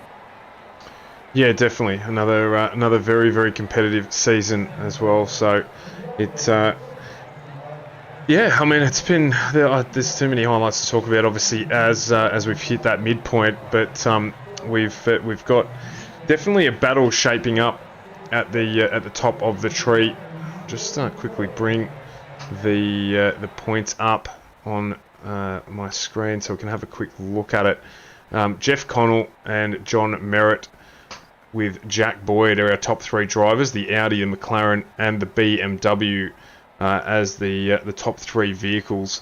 But it is extraordinarily close at the top, and the reason I said Connell and Merritt is because it's equal, 13.53 each. There are 2 drop rounds to come into this one, and we've got Jack Boyd there on 13.32 in P3, so it is extraordinarily close at the top before we take into consideration the drop rounds, but then it does jump back to Joshua Fitt at 9.26, so that you wouldn't imagine that being corrected with a drop round at this point in time, particularly not considering that the Enduro at Monza was one of the race 1 at Coda was probably the worst for Connell, and equally for Merritt. So you'd figure that they would drop those rounds, and so not much is going to change at the top there. In terms of the amateur class, it is Maverick Benson 13.59 at the top, with Guy Leach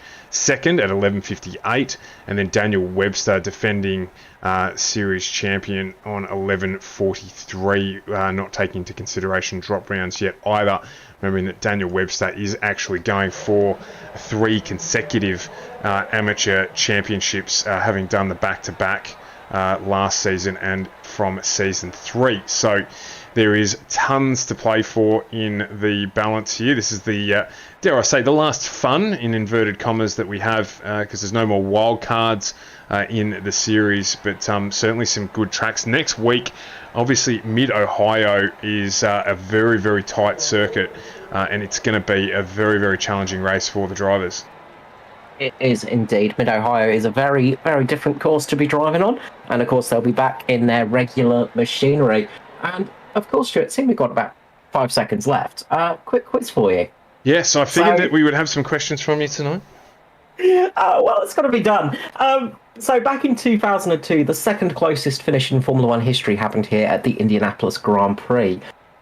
Who were the 2 drivers in that finishing, and who was the winner of those 2 drivers?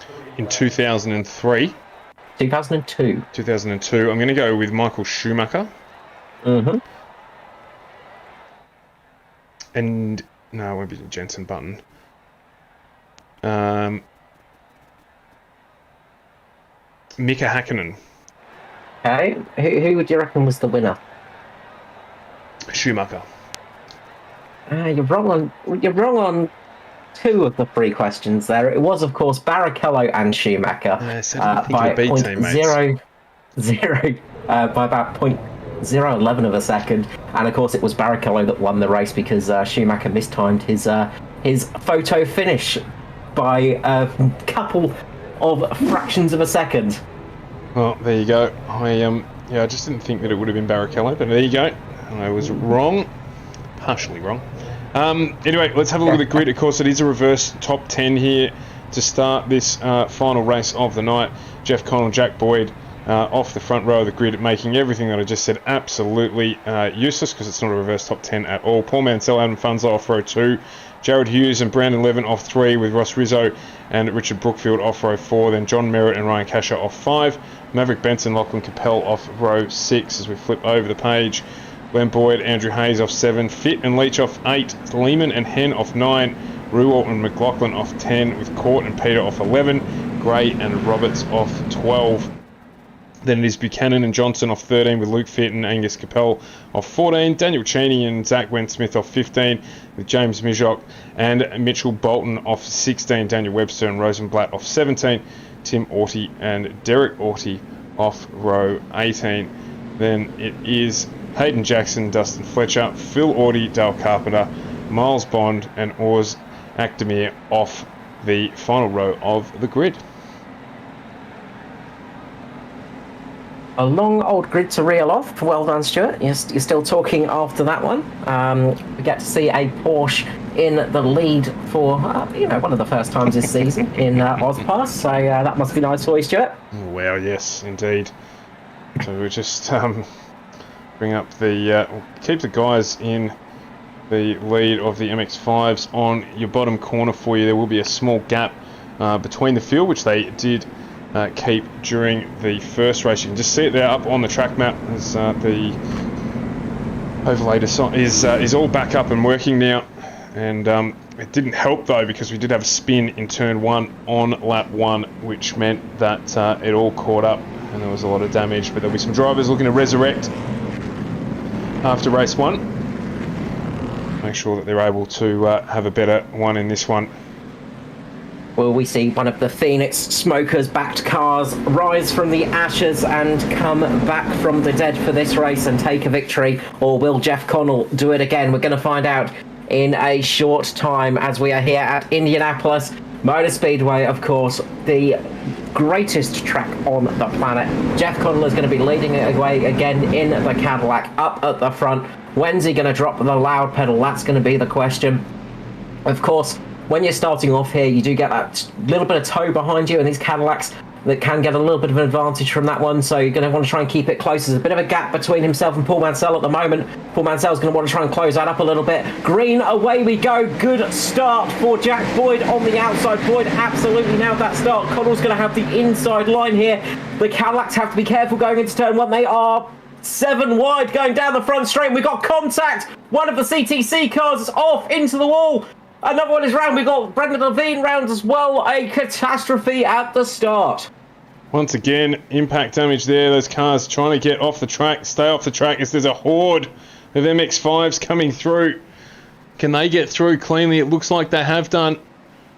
But there is indeed, again, some Cadillacs are going to be bunched up in the background there.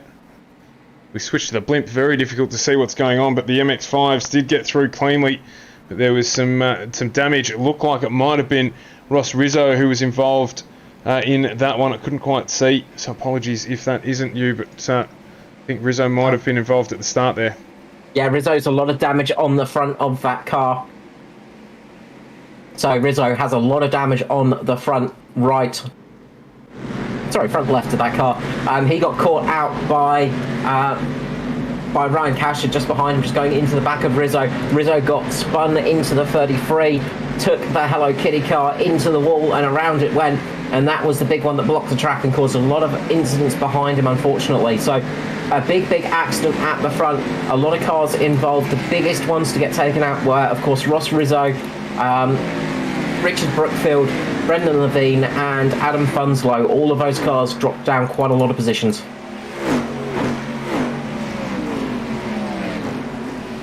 As you can see on the dual picture here, Christopher Henn in the Hello Kitty MX-5 is taking the lead. He's got Sam Lehman hot on his heels though.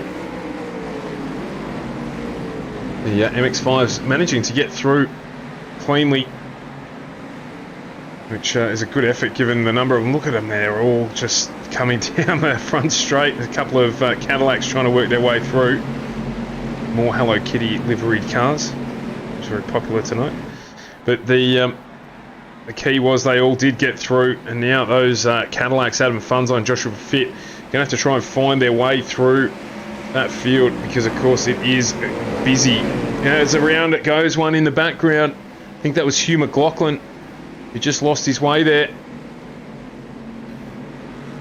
Just rotated the back of the car and off he went. Yeah, unfortunate for the Pace Syndicate driver, just losing that rear end, and it's easy enough to do. I mean, look, these Mazdas are not slow by any means. They've got some speed to them, and they are going at a great rate of knots. It might not look it when those Cadillacs are flying past them at around about an extra 100 kilometers per hour, but those Mazdas are still traveling at a good, about 170, 180 at the straights. Getting into those corners, you know, it is still a lot of speed to carry through those corners. So they are absolutely pushing it to the maximum at the moment.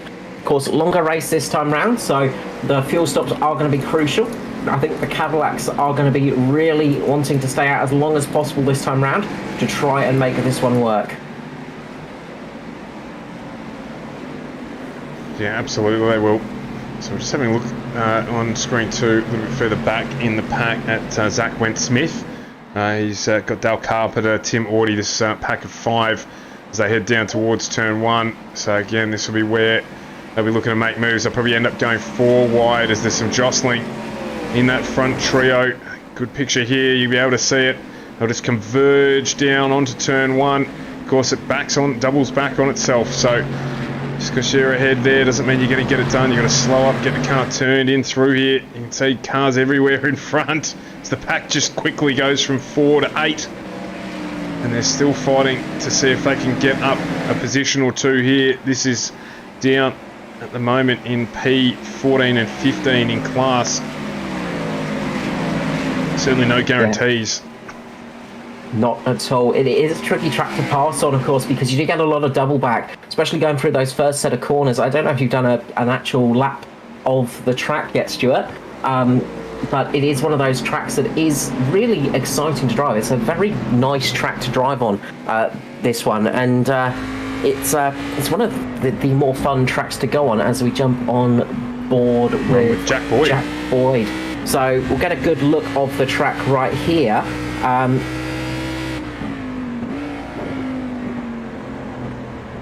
And we'll get a good lap here as we're just coming through the final set of corners. Sorry, just trying to work out where I am on track at the moment. We're about halfway through now, heading down the back straight. We're down the back straight, so we're heading down towards turn 8 now, so coming down towards this complex here. So turn 8, this left-hander, long left-hander here, nice lot of speed, 2 to turn 9, right-hander, carry a lot of speed through these corners. Turn 10, a very tight left-hander, this is where you need to drop some speed. Up to turn 11, the right-hander that takes you back onto the oval section of the track. Here, you're going to slide your way on the entry of the oval and move yourself up the wrong way round Indianapolis, which is a very strange feeling sometimes. It feels a bit odd going this way through Indianapolis. It just does not feel right. But through turn 13, the big long corner down towards the first corner here, very heavy braking up to around 290 kilometers per hour here, braking down to around about 100 kilometers per hour to take this first corner. Right-hander into the left-hander here of turn number 2. Long left-hander. Then you're going to go for a long right-hander of 3. Barely a corner in the Cadillac. Bit more for the little Mazda. Turn 4 is a bit of a tighter right-hander. Along to turn 5, a bit of a kink in the road. Turn 6, long left-hander that's going to take you to turn 7, which is where we started off this lap with Jack Boyd.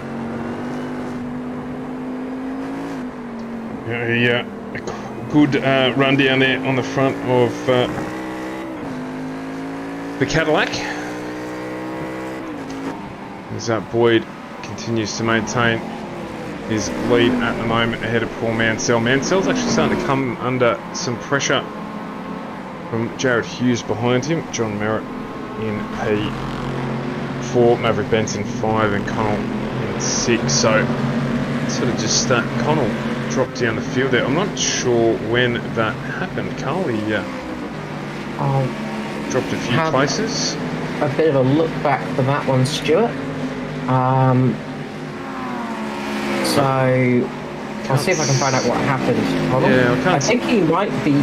I think he actually might be just saving a little bit, in all honesty. Yeah. So yeah, it looks like he's just saving. So he is just very much in fuel saving mode. So Jeff Connell is going to be trying to take this Cadillac longer than it should go. Ross Rizzo, meanwhile, is in pit lane. All big incident there for the Mazdas. One of the Red Roo Racing cars is around. Matthew Johnson.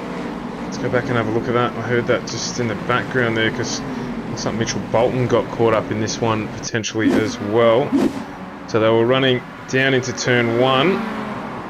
Just this pack we were focusing on earlier on. Oh, and he's just not seen down his inside. And that has caused... it's caused one of the cows to drop an udder and go over. So that caused the banking up. And of course you had Cadillacs coming through at the same time there as well. So it's a lot of damage there on the 22 of Angus Chappell. So... Little Mazda went flying there, so if you ever wanted to see a cow jump over the moon, well, we just saw one. Yeah, looks like Scott Gray got back out, and that, which is unbelievable. But let's have a look at it from his perspective. Let's hope he's not using VR right now, because he probably would have been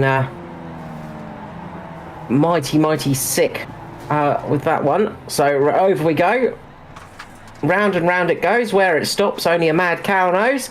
Back on all fours it goes, and away she goes. So that's the beauty about the Mazda is it's a bit like a cat when it lands on all fours. It's away and happy to go once more. Amazing that it actually has still got anything left to drive after damage like that. We saw one of them lose their wheel in the first race of the past 2. We've got an absolute mad pack down behind Mitchell Bolton at the moment. He's got some Cadillacs just weaving their way through the pack now. Zach Lloyd-Smith is next up in line. There are Cadillacs trying to work their way back up after pitting. So it is absolute insanity now. This is where multi-class racing is at its best. And you've really just got to be patient and actually work your way through the field properly. Now, the Cadillac, as I said, is going to be faster in a straight line and off the corners, but through the mid-section of the corner, they're about the same speed, these little cars. So the Mazda and the Cadillac will be going reasonably the same pace. So you've got to really do it down the straight lines and make it happen on the outside of the corner or down the straights, because in the actual twisty section, so through from turn 2 to turn 6, you might find yourself caught up behind one of these Mazdas, and through turn 8 to turn 11 as well, it can get a little bit sort of tricky to pass them. So knowing when to pass is a hugely important part of multi-class racing. Yeah, absolutely. Oh, as Zach Smith has just gone round, just got caught by it looks like Hugh McLaughlin there, unfortunately, just caught the back end of him, and his race has gone up in smoke. Yeah, that Mazda's got plenty of damage on it now. Meanwhile, up at the front, it is Jack Boyd, who's now 4.5 seconds to the good over Paul Mansell, Jared Hughes. Jared Hughes just ever so slightly continuing. Oh, as he's grabbed the grass there, he did really well to save that. He was ever so closely closing the gap, but he's also got John Merritt, who is approaching the back of his vehicle, looking to put in a challenge there as well. So it's quite close for second and third on the podium at the moment. In amongst the Cadillacs there. Meanwhile, in the Mazdas, it is still Christopher Hen. He's ahead of Sam Lehman, but Lehman's got some visitors with James Ruwalt, my apologies, James Ruwalt on the back of Sam Lehman. So there's a three-way battle here, or second and third in the Mazda category. Mazda class? Mazda category? In the Mazdas? Mazda Horde. The Horde? The Warg of Mazdas. Yeah, It's Paul Mansell, Jared Hughes, and Maverick Benson all in pit lane. So it's going to be interesting to see how far Jeff Connell can take this Cadillac, I'd say. I'm going to be interested to see if he can get this Cadillac around another, maybe another 2 laps. He might be able to make it with 1 stop, whereas everybody else is going to need to 2-stop it. We've seen Connell occasionally pull a little bit of magic out of his hat, and sometimes use that utility belt to its advantage and get that Batmobile up into the lead with some fantastic strategy calls. But it's going to be a tough one to get through tonight, I think. Yeah, as we see Rizzo, Kasha, Hayes and Glenn Boyd all having completed their pit stops. So Rizzo pitted earlier. He pitted on lap 5. So he's probably had a bit of benefit as he just goes past Sam Lehman. So he's up towards the front of the Mazdas now. He should have got a cleaner run. Jack Boyd now coming into pit lane. So will we see Merritt and Capel follow suit? We will. John Merritt's jumping into pit lane. Lachlan Capel doing the same thing as well. And Connell goes around again. So now we did see him proactively saving. He is clutching that thing. That thing is basically off as it's going down the straights right now. He is saving as much fuel as possible. Literally, as you say, off. So he's been doing that for a few laps. Brendan Levine as well, I think, doing the same thing. So Levin and Connell both trying to do a single stop here tonight. They need to make it to... they need to make it from this lap, I would say, and they might just be able to do it by the skin of their skinniest teeth. They might be able to crawl across the finish line with this one. Trying the Sam Lehman approach, and you can see just how much fuel saving Connell's doing as he struggled to get past that Mazda. The Mazda, now he's in front of it. He's not pulling away from it that much because he is literally just off the engine completely. Turning it into a little bit of a hybrid car there, using I imagine he actually wants one of the Mazdas behind him to push him along a little bit, possibly getting a little bit of the extra engine kicking in of the Mazda behind him to help him through this race. But he is trying everything he can to get this car that extra lap to try and make it to the end. He needs to save. It's going to be really tricky. He won't be able to do it from here, I don't think. So he's going to have to make it round another lap, which he's doing. So if he's got enough fuel to make it round this lap, then he can make it to the end on fuel on this tank, and he will be able to do it. Will Levin do it? No, Levin's in. So Brandon Levine has come in. Oh, contact there for Connell and Chappell there. So Chappell just getting into the back of Connell, and just a little bit of contact there. Nothing major. That last lap of Jeff Connell was a 1:31, which is a fairly decent lap. But when you consider the guys that are actually racing out there and doing proper laps, they're in the 128s, 127s. So he is about 3-4 seconds slower than the rest of the cars out there, but he is trying that fuel save. And if he makes it pay off, then he won't have to stop again for this race. And he is going to be looking very good for this victory. Yeah, definitely is. As I said, you could also see when he got towards the end of the straight there, that he just, with the clutch in basically for the length of the straight, he couldn't roll past the Mazda, so he had to spend some fuel there just to make sure that he managed to get there. But he's in the lane now, so this will be it for Connell, and being 16.25 in, he will make it home on fuel. He won't have any problem at all. If he could have done, he would have been using the starter motor to power himself around on that lap. Very old sports car tactic there. But Jeff Connell has absolutely done a beautiful job. Now he has to just race it through. Jack Boyd needs to go as fast as humanly possible right now, and he is doing that with a 1:26.8 last time round. Ross Rizzo 1:26.6. So those boys are setting some quick laps. They know that Connell is trying to pull a dirty one on them right now and trying to steal this victory away with that mega fuel saving job. Will we see the Mazdas make it as well? The Mazdas only needing the one stop, of course, but they are trying a few different strategies right now. Christopher Henn keeping it out there a bit longer. We've seen Sam Lehman and James Ritwald both come into pit lane. James Ritwald jumping Lehman as well, so we'll see how that one works out for them, of course. So a few different strategies playing out right now. Yeah, certainly. So, the other one to watch here, of course, as well is Ross Rizzo, because he pitted on lap 5. So, and where does Connell come out? Well, he's coming out in P8. So, just ahead of Guy Leach.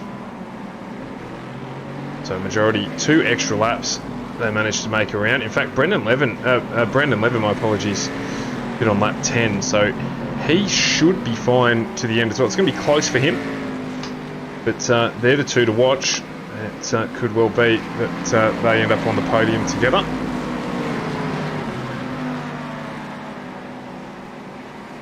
Yeah, it's going to be interesting, this one. I'm fascinated to see how it plays out down in the Mazda race for the strategy.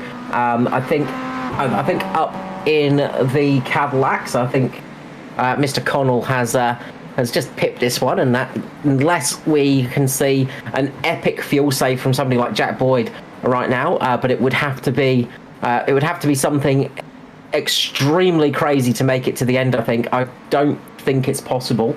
And even now, Jeff Connell is saving, so I think he's a little bit worried as well. So maybe just taking a little bit less fuel, Jeff Connell, in that pit stop. He didn't take a full tank, so he is absolutely trying this on the skinniest tank possible.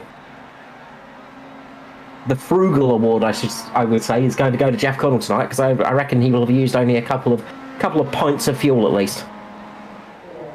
Yeah, that's interesting, because he should make it home as Christopher Henn comes in out of the lead of the Mazdas. Yeah, Connell, I'm just wondering if he's just a little bit worried, if he's thinking he might just be a tiniest bit shy, or he's just got so used to driving that thing with the clutch in, he just it just doesn't feel right to do it otherwise. Well, of course, that's potentially the case. So, but yeah, he should be right to get home from here. I think the only one for question for mine is whether or not Brandon Levin can get there. Meanwhile, Henn, Cheney and Fletcher all in pit lane in the Mazda race. So those Mazdas have come down pit lane. This is going to give James Ritwald the chance to take the lead of this race. So good job from the Pace Syndicate car. He's going to have Sam Lehman hot on his heels. The 93 PC is doing a fantastic job tonight. This time he can't do it without we had to come down pit lane, unfortunately. So Sam Lehman had to visit pit lane at least once, but a very different strategy for Sam. So it's going to be interesting to see how the rest of this race plays out for the little Mazdas. Yeah, and Miles Bond up into third as well. He'd be happy with that after his race was wrecked on turn 1 of race 1. So he's now up into P3, 23 positions gained as well. So a solid journey to the front, and he will be right to make it to the end of this race as well. Yeah, fantastic drive from Miles there. Really, really well done. And obviously got to keep that, because it's not easy. He has got Christopher Henn chasing him down at the moment, so it's not over by a long shot. And we know that Christopher Henn can absolutely pedal one of these cars around. Henn is by no means a slow driver, so will be absolutely piling on the pressure as hard as he can right now. Meanwhile, Jack Boyd and Ross Rizzo have just got to absolutely wring every millimetre of car they can. Ross Rizzo into pit lane. So Rizzo is coming in for his second stop. We're going to see how far that drops him back and see where he pops out behind Jeff Connell. It's going to be interesting to see with that one. Jack Boyd has just got to really push this Cadillac into... Well, he's got to push it into plaid, I'd say, and to win this race. That's his only chance now.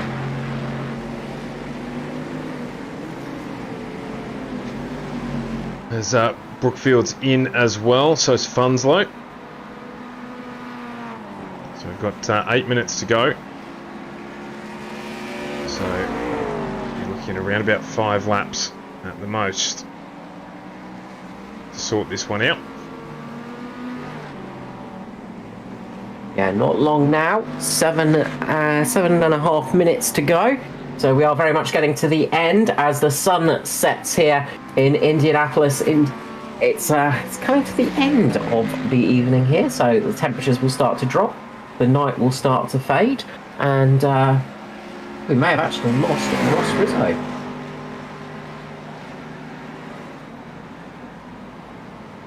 Yeah, it looks like we have. That's very unfortunate. Not what Ross Rizzo would have needed tonight. That is unfortunate indeed. So, a big shame there. So, some kind of technical issue there catching him out. He was on for a potentially good result as well, so that'd be add to the frustration.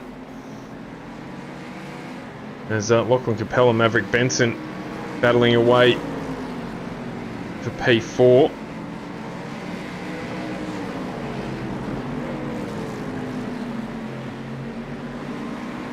The M&M livery that Lachlan Capella's running tonight. There's a Mazda there just at the wrong time for him. Does the right thing though and just moves over. So the 18 against the 51.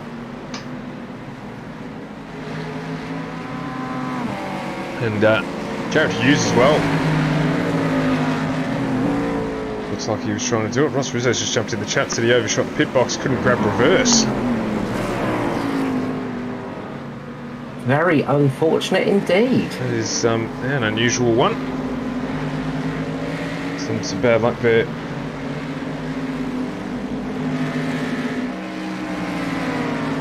So, unfortunately, there's always next week.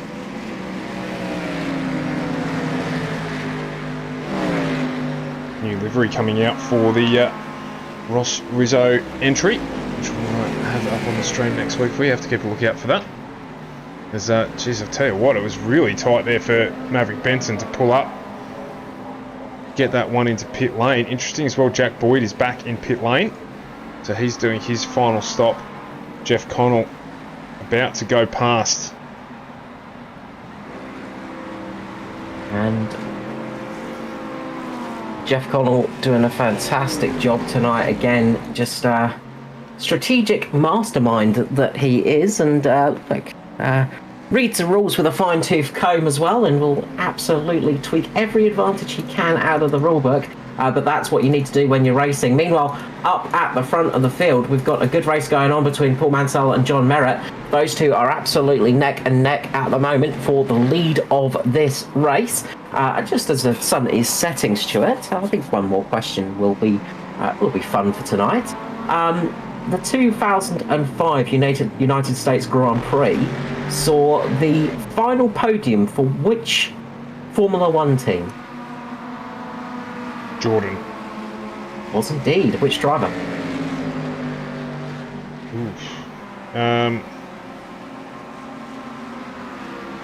As Mansell and Merritt hit in, I'll let Stuart have a little bit of a ponder about that one. Yeah, see if he can remember his Portuguese drivers or not. No. Diego Montero. No, we'd have no chance.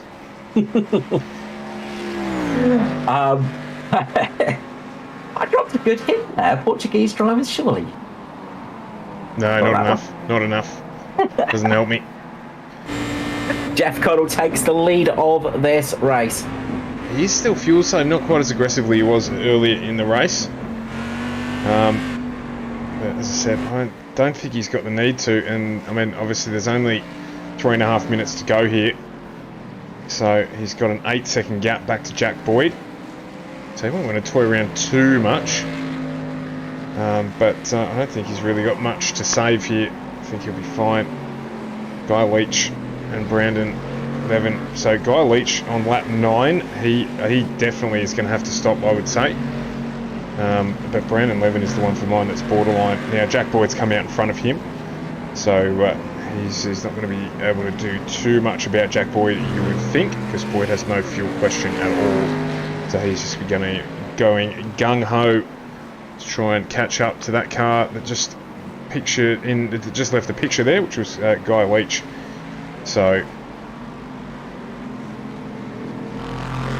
it's not going to be over by any stretch of the imagination. At the front of the Mazdas, Sam Lehman has made progress up onto the back of James Ruwalt, so they are going to have a very close finish given the gap that's there.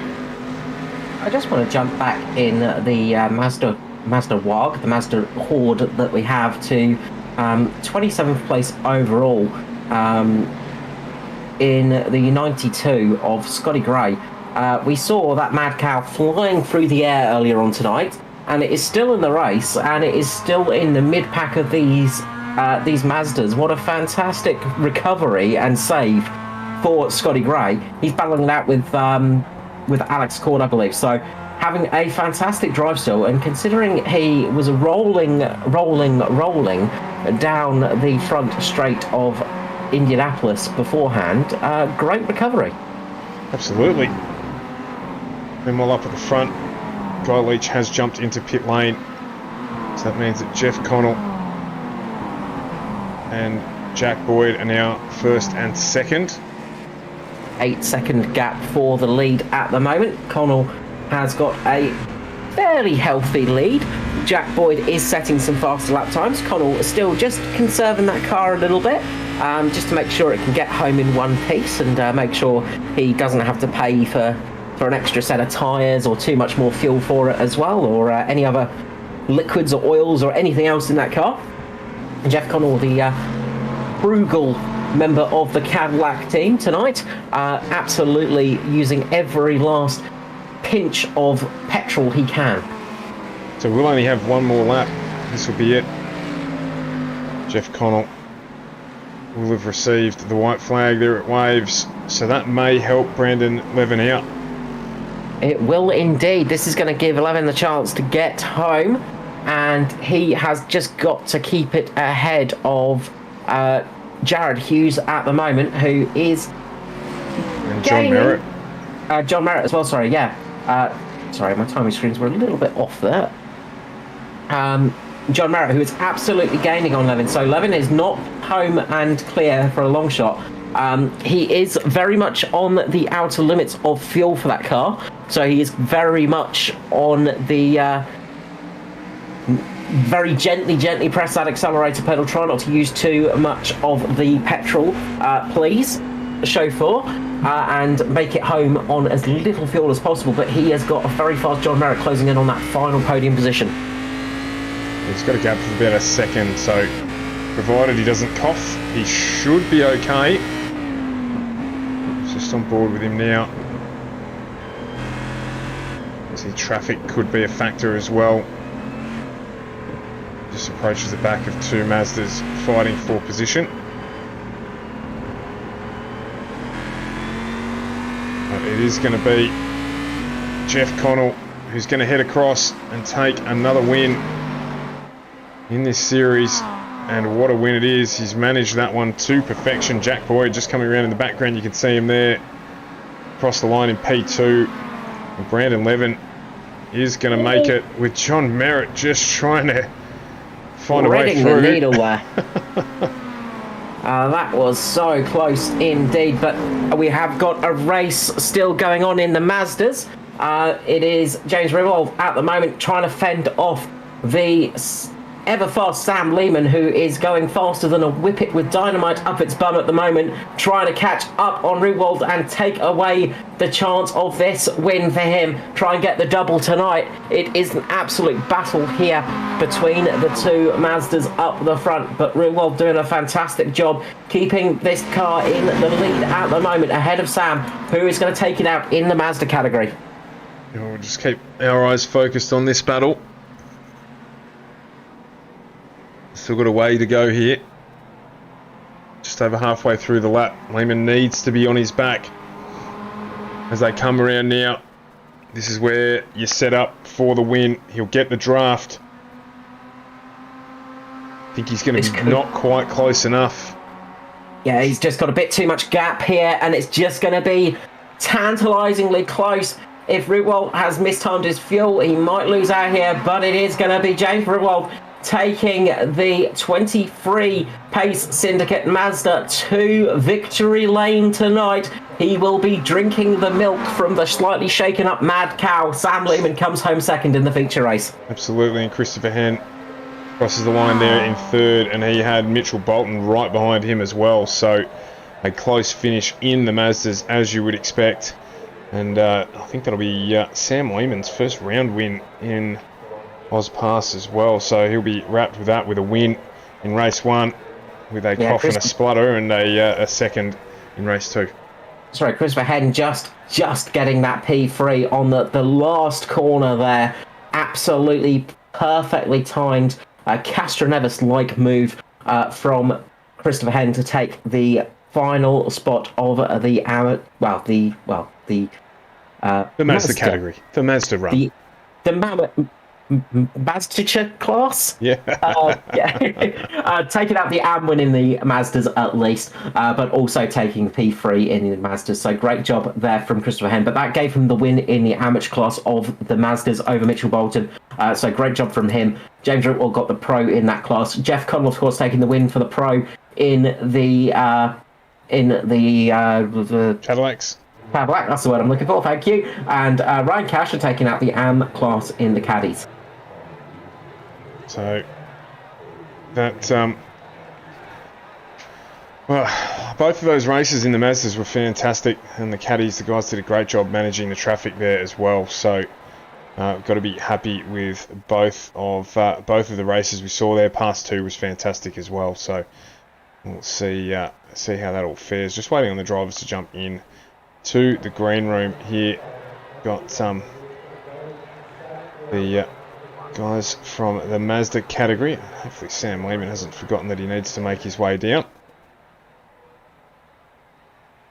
I don't think he will have, but we'll just give him another moment or two, and then we'll grab the drivers in. So plenty of action there to talk about and cover off, which we will out of this week as Lehman jumps in. So we'll grab the Mazda guys down first and have a chat with them, or we get on with the caddies. So Cal, if you want to have take it away with the MX5 grouping of Rutwald, Lehman and Hen.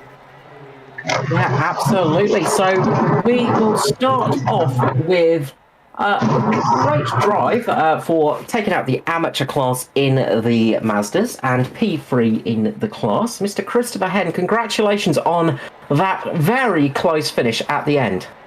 Yeah, thank you. Yeah, no, it was some good racing tonight. For me in particular, some really good battles with people. The guys in front got a bit away in that second race on me. I made a bit of a mistake in my pit stop and overshot, so that didn't help my chances. But other than that, some fantastic racing tonight was good. Yeah, absolutely. We saw some great racing throughout the field and in the first race as well, which is always what we love to see. Obviously, a very different car to be driving, the little Mazda. A little bit different to the old GT cars. How did you find it out there?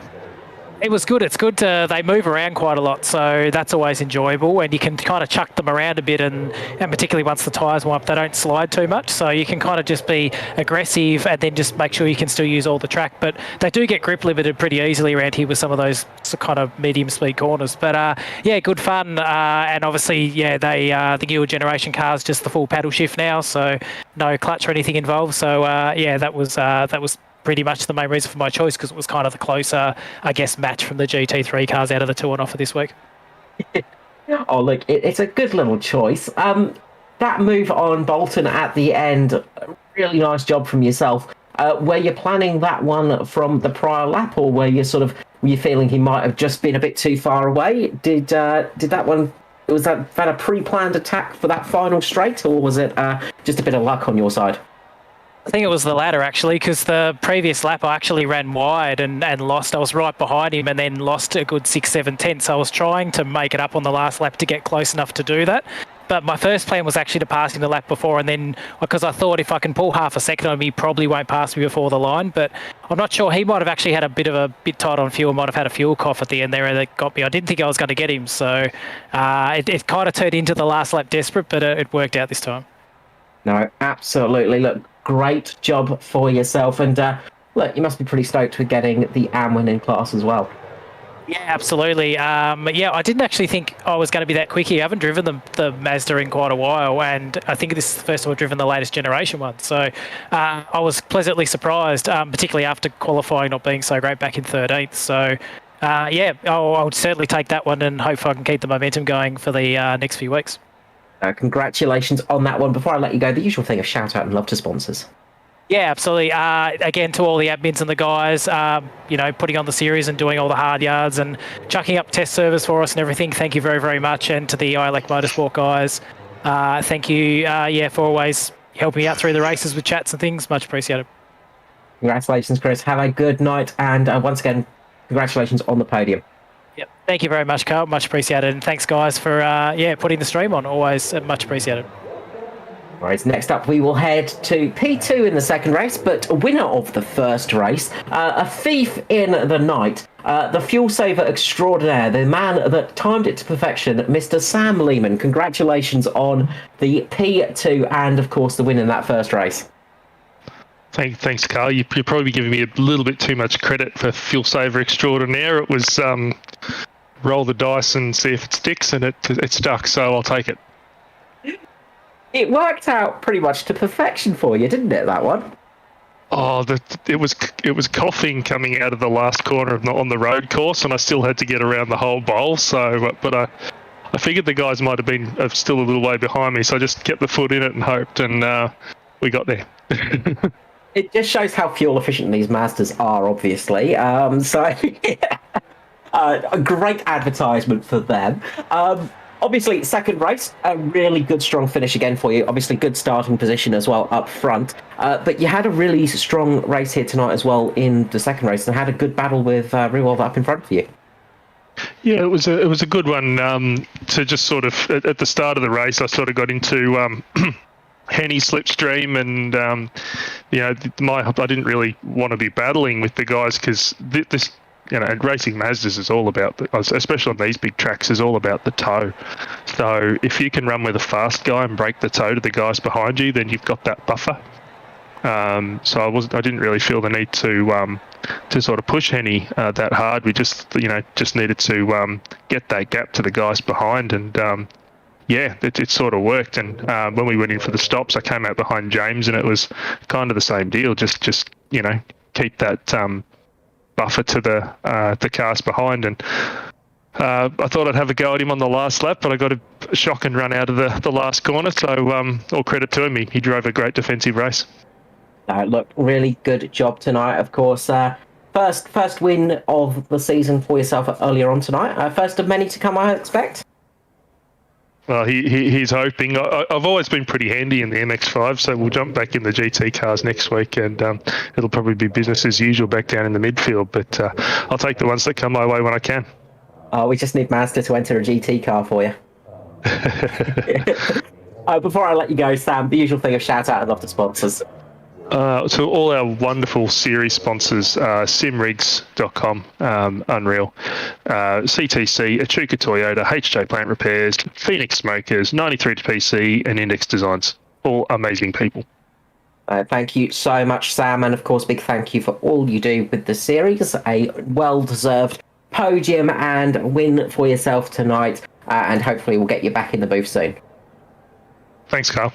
Next up, we will head to the Mazda Horde winner, the man that overcame the mass of Mazdas behind him. James Rewald, congratulations on the victory tonight, mate. Yeah, thanks very much. It's quite enjoyable to get a win. I don't know what the deal is with these Mazdas, but I might have to get back into them more often. You're going to be nagging Sam for the Mazda GT series, eh? I think that might be a bit of an idea. Yeah, I reckon. They'll just rename the series to Mazda series or something. Oh, look, the AUSPASS Mazda series. I think it's bring to that. That is a fun little car to drive, and you seem to have some great fun out there tonight throughout all the different races.